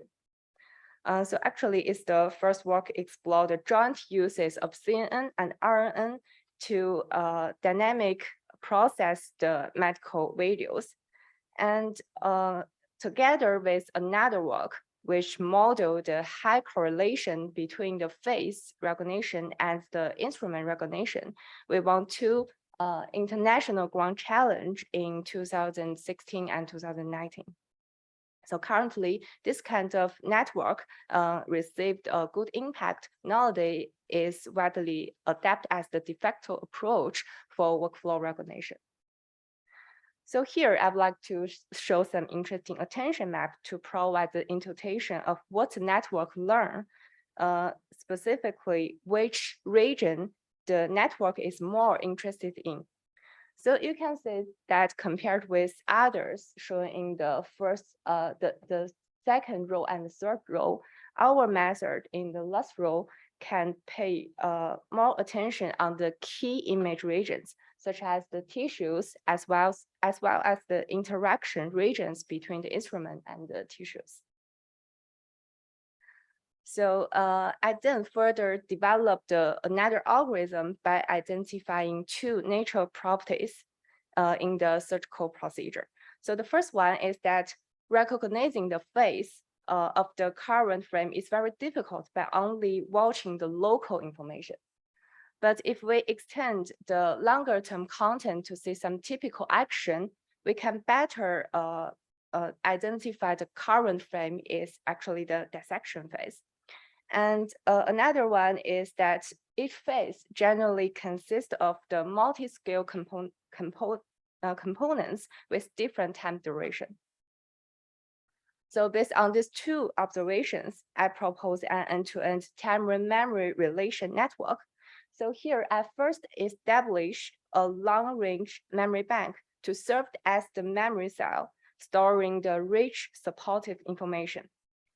And then I devise a temporal variation layer to encode the multi-scale temporal information. And then I further introduce a non-local bank operator to attentively relate these two types of queues to the current frame. So this method actually achieved the state-of-the-art results on two public benchmark datasets. And also, as shown in the red figure, our method with two different network backbone can produce smooth phase prediction, which is quite close to the ground truth one. And another work, I rethink to solve this task in a human-like way. So consider how human annotate a video. Giving one single video in the first second, what they do is they first consider what the current state and then move forward for the certain time step, and then decide what is the current state within this period, and then rapidly move forward and do the classification until the end of this video being annotated. So in this way, we can actually formulate this task as the reinforcement learning techniques.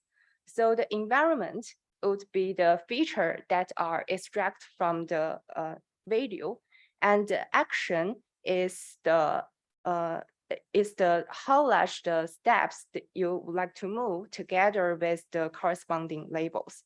So this forms as the policy network. But actually, the surgeons may think that only relying the policy network is not that reliable. So here we devise the value network together with the tree search method to let the agent can look ahead a couple of steps before the final predictions comes out. So here is the demo of this work, predicting the robotic surgical action in the suturing task. So you can say that if the reinforcement learning agent in the policy network is confident about its decision, the action is determined quickly by the policy network only. If not, the value network and the tree search module are invoked to correct the prediction. So now let's move on for the second part, the surgical instrument segmentation. We also call it surgical tool segmentation. It is actually the natural follow-up of the first task. In the first task, the system already know what the current situation is being done in every single time step. And this task, the system will understand in more details about the surgical environment, knowing which tool in which location. So this segmentation task can be basically divided into three subtasks. The simplest one is the binary segmentation, which is to separate the instrument from the background tissue.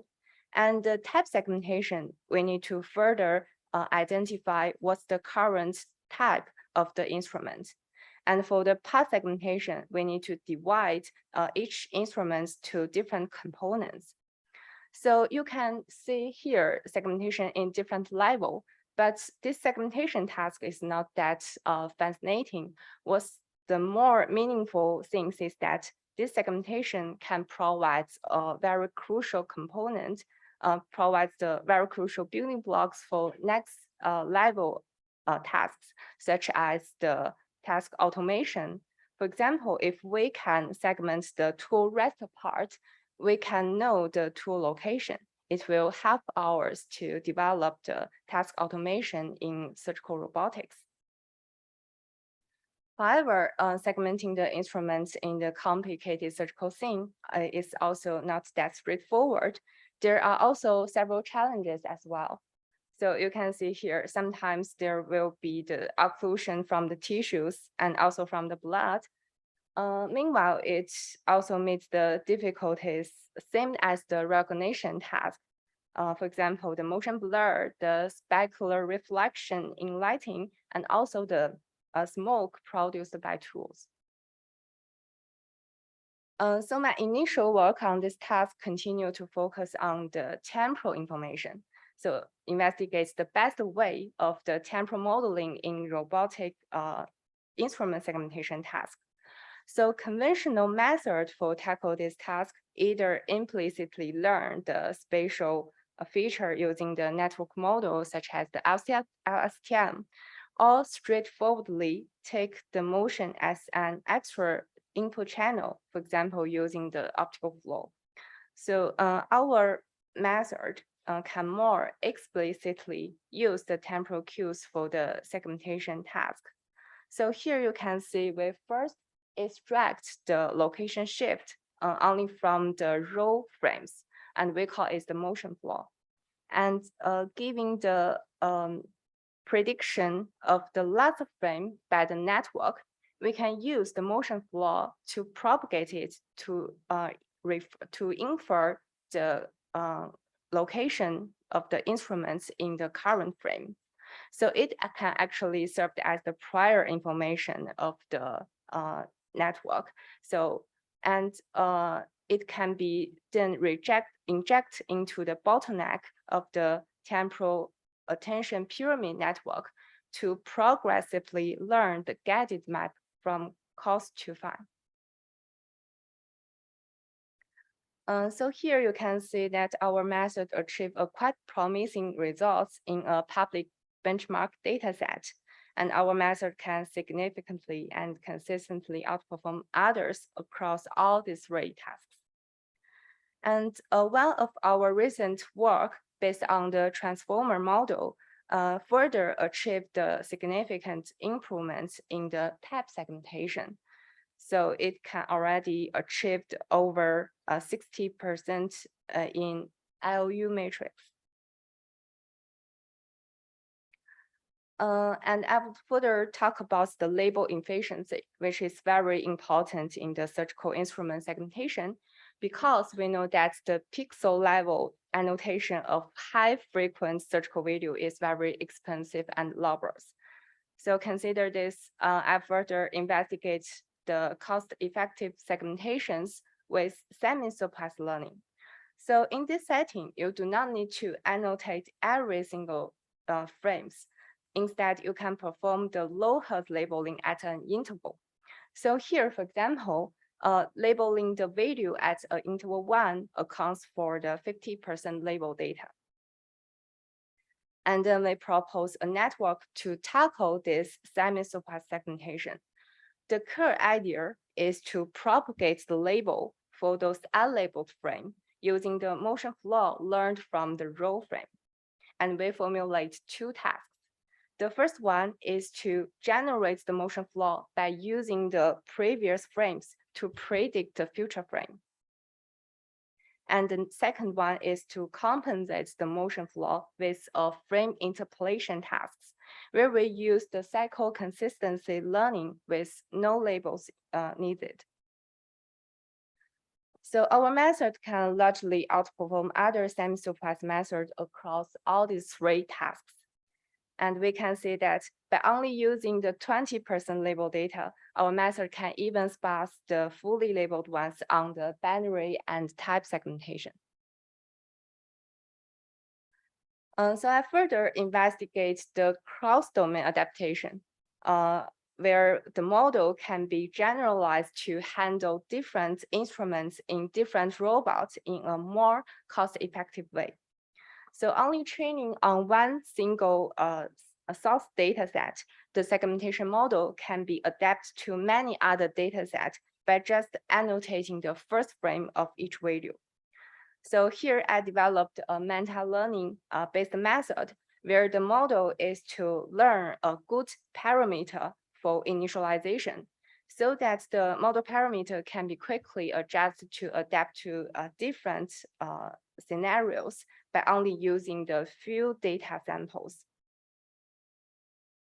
And we evaluate our method in 4 different surgical scenarios, including the in vivo potion procedure, and also the real-world surgical data set from the real patient.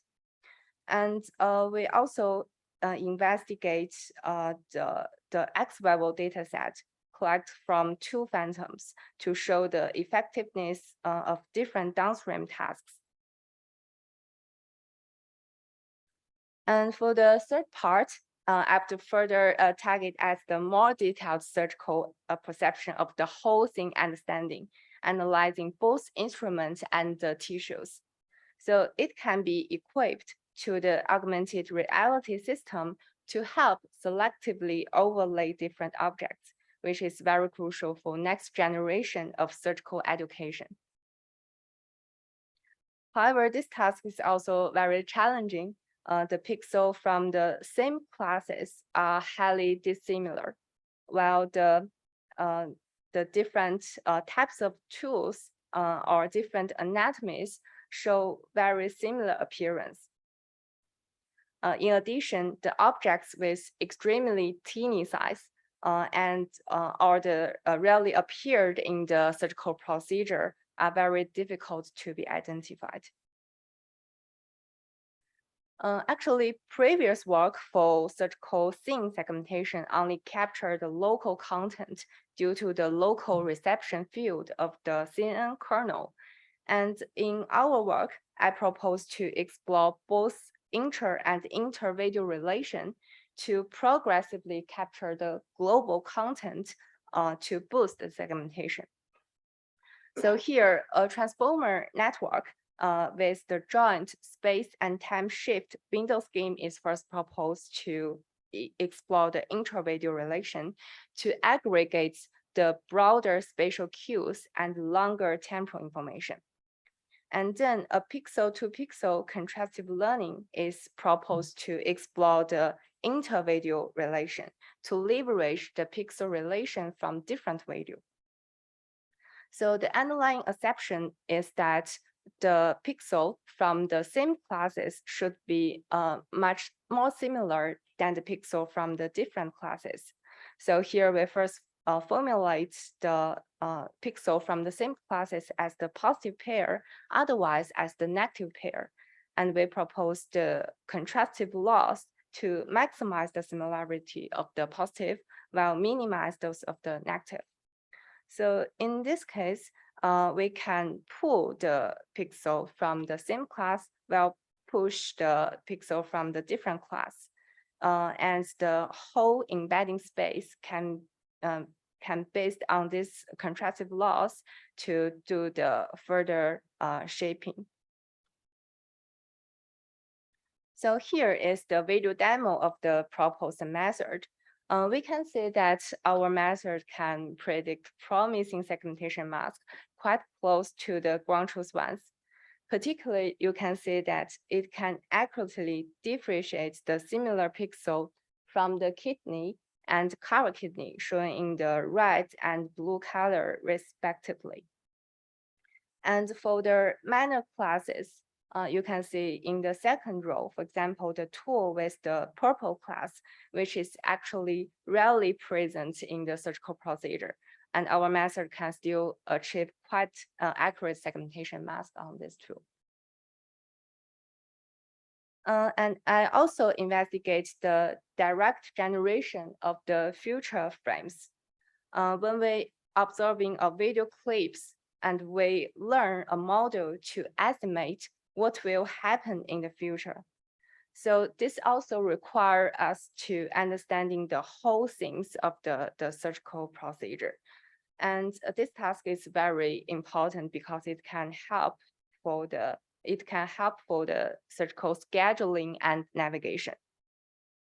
Well, in this task, we also need to well consider the uncertainty of the future to make the reasonable prediction, particularly challenging for the surgical scenario, where the surgical videos generally listing longer durations and contain the complicated interaction of the multiple robotic arms. So here I first developed the variational autoencoder-based framework, which is to learn the latent variables to model the uncertainty of the future. So the video frames are then generated by drawing the samples from the learned latent variables. As we know, effectively narrow the latent space can improve the process of the generation.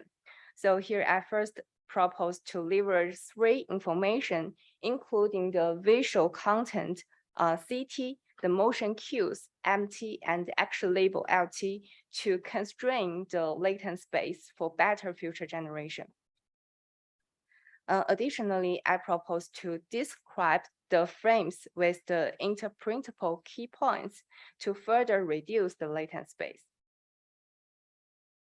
And here I show some results from this work, where the green represents the observed frame, while the red represents our prediction. So we can see that compared with the previous method SVG, our method can preserve more complicated information, especially for the left arm. And by representing the frame with the reasonable key points, our method can also achieve the results consistently close to the ground truth. So here I would like to also give a brief overview to other applications on surgical vision perception I have investigated, also with the very most cutting edge learning strategy. For example, the detection tasks with encoding the shape information. And I also take the first step to investigate the video retrieval in the surgical scenario, which is very important for surgical education. And I also study the robotic kinematic information. So in this work, we use the relational graph network for model the multimodality information of the visual and kinematic information for robotics gesture recognition. And I also take the first step to embedding AI for task automation. So here I design a network for thread segmentation. And based on it, we can do the 3D reconstruction to achieve the automatic thread picking. So for the brief summary, we can say that AI is rapidly playing a crucial role in the surgical area and provides clinicians with useful tools to improve the clinical accuracy, efficiency, and reliability. So we are now on a very exciting era of AI-powered healthcare. Although we have done a lot, but we still face various of challenges, and it is required close collaborations and in-depth discussions between the computer scientists, the robotist, and also the clinical expert. So my next slide goes to the acknowledgements to the 2 fantastic teams I was been working with, the UCL and previous Chinese U. And I would like to share the several informations together with the researchers from UCL, Oxford, and Leeds. We organized 2 grand challenges in this year MICAI. Both of them are about the 3D vision in the surgical data science, including the depth estimation, the camera pose estimation, and also the 2D to 3D resolution, which are all of directions are very important for the future surgical vision perception tasks. And we are very looking forward for your joining. And additionally, I would like to share, I will join the Department of Biomedical Engineering and Electrical Computer Science Engineering in NUS, the National University of Singapore, as the assistant professor early next year.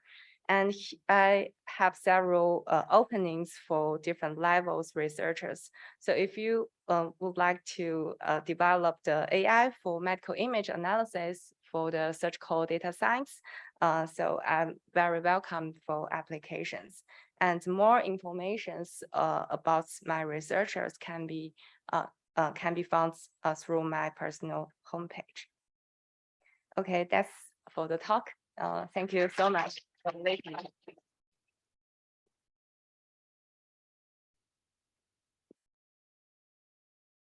Thank you very much for the very interesting talk. Any questions from the floor? So Yeah. So I had so thank you very much for the very impressive results and very nice talk. Thank you. I have a question on the so maybe I missed some point, but basically you are using mono cameras, and did you also consider laparoscopy? You have stereo information and Yeah. combine them and have maybe it would be very helpful and even Yeah, that's a very good question. Yes, currently most of my research works are based on the molecule image, not use the stereo images, because in the laparoscopy, the surgical procedures, the stereo informations for the simple vision tasks, for example, the face recognition or instrument segmentation, the information provided by the stereo image are quite similar. But if we do the 3D reconstruction, this kind of 3D tasks, it will be very useful to use the stereo information. Yeah, thank you so much. Thank you. Thank you. Any other questions? Thank you for the talk. So obviously the last part was about segmentation in the actual live video feed. Could this then be turned into a sort of tool for surgeons, so that during the surgery, if there is an error or if there is a problem, this can then identify the source of the error, or for instance, where the bleed came from, and then maybe contrast that into a much more real tool live during the actual surgery? Yes, yeah, that is also a very interesting question. Actually, currently there are still not interpret the current tools to the intraoperative procedure, but actually there are this is actually a very important future directions to incorporate this, and we are also fight for this, communicate with the clinicians, the surgeons, to think whether they can use our AI models as the tools to help them to prevent the adverse events such like this, to improve the safety. Okay, thank you. More questions? No? Actually, okay. Thank you. Thank you for the wonderful talk.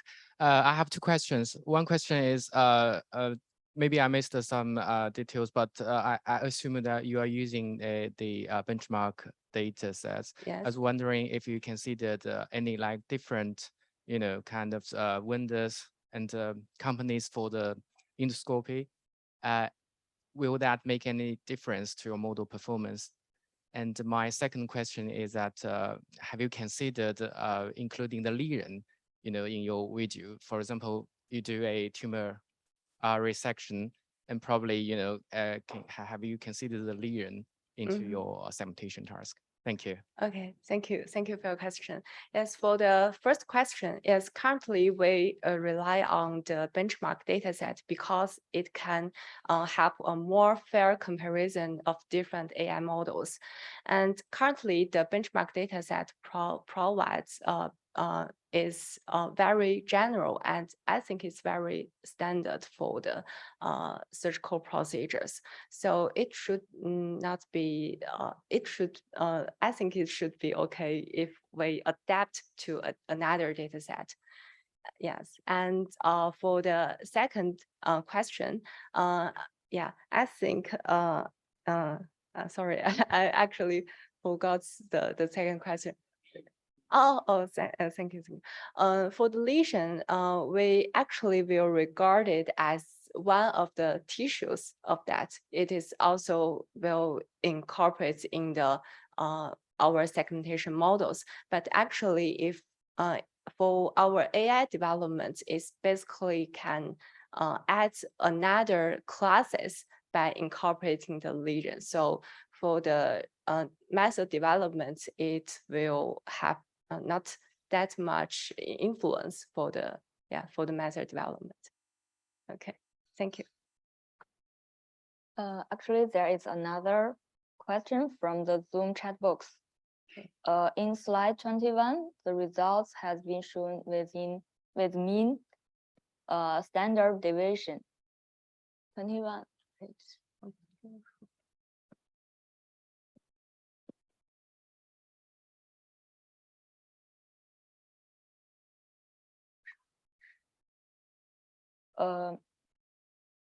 Your model has very high standard deviation compared to other models. Doesn't this have an impact on your model reliability?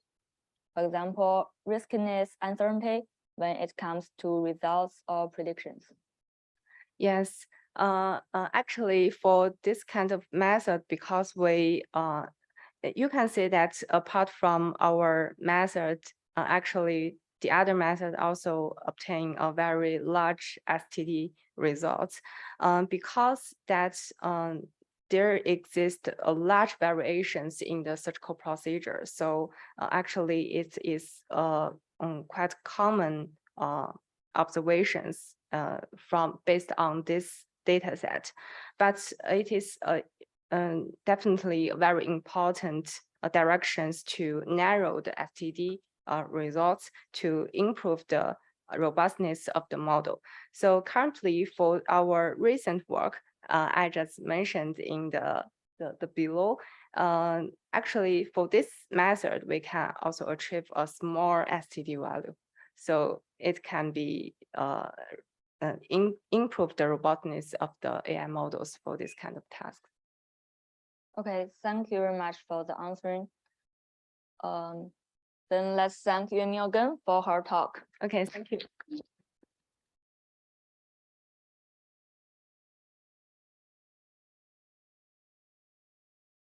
Let's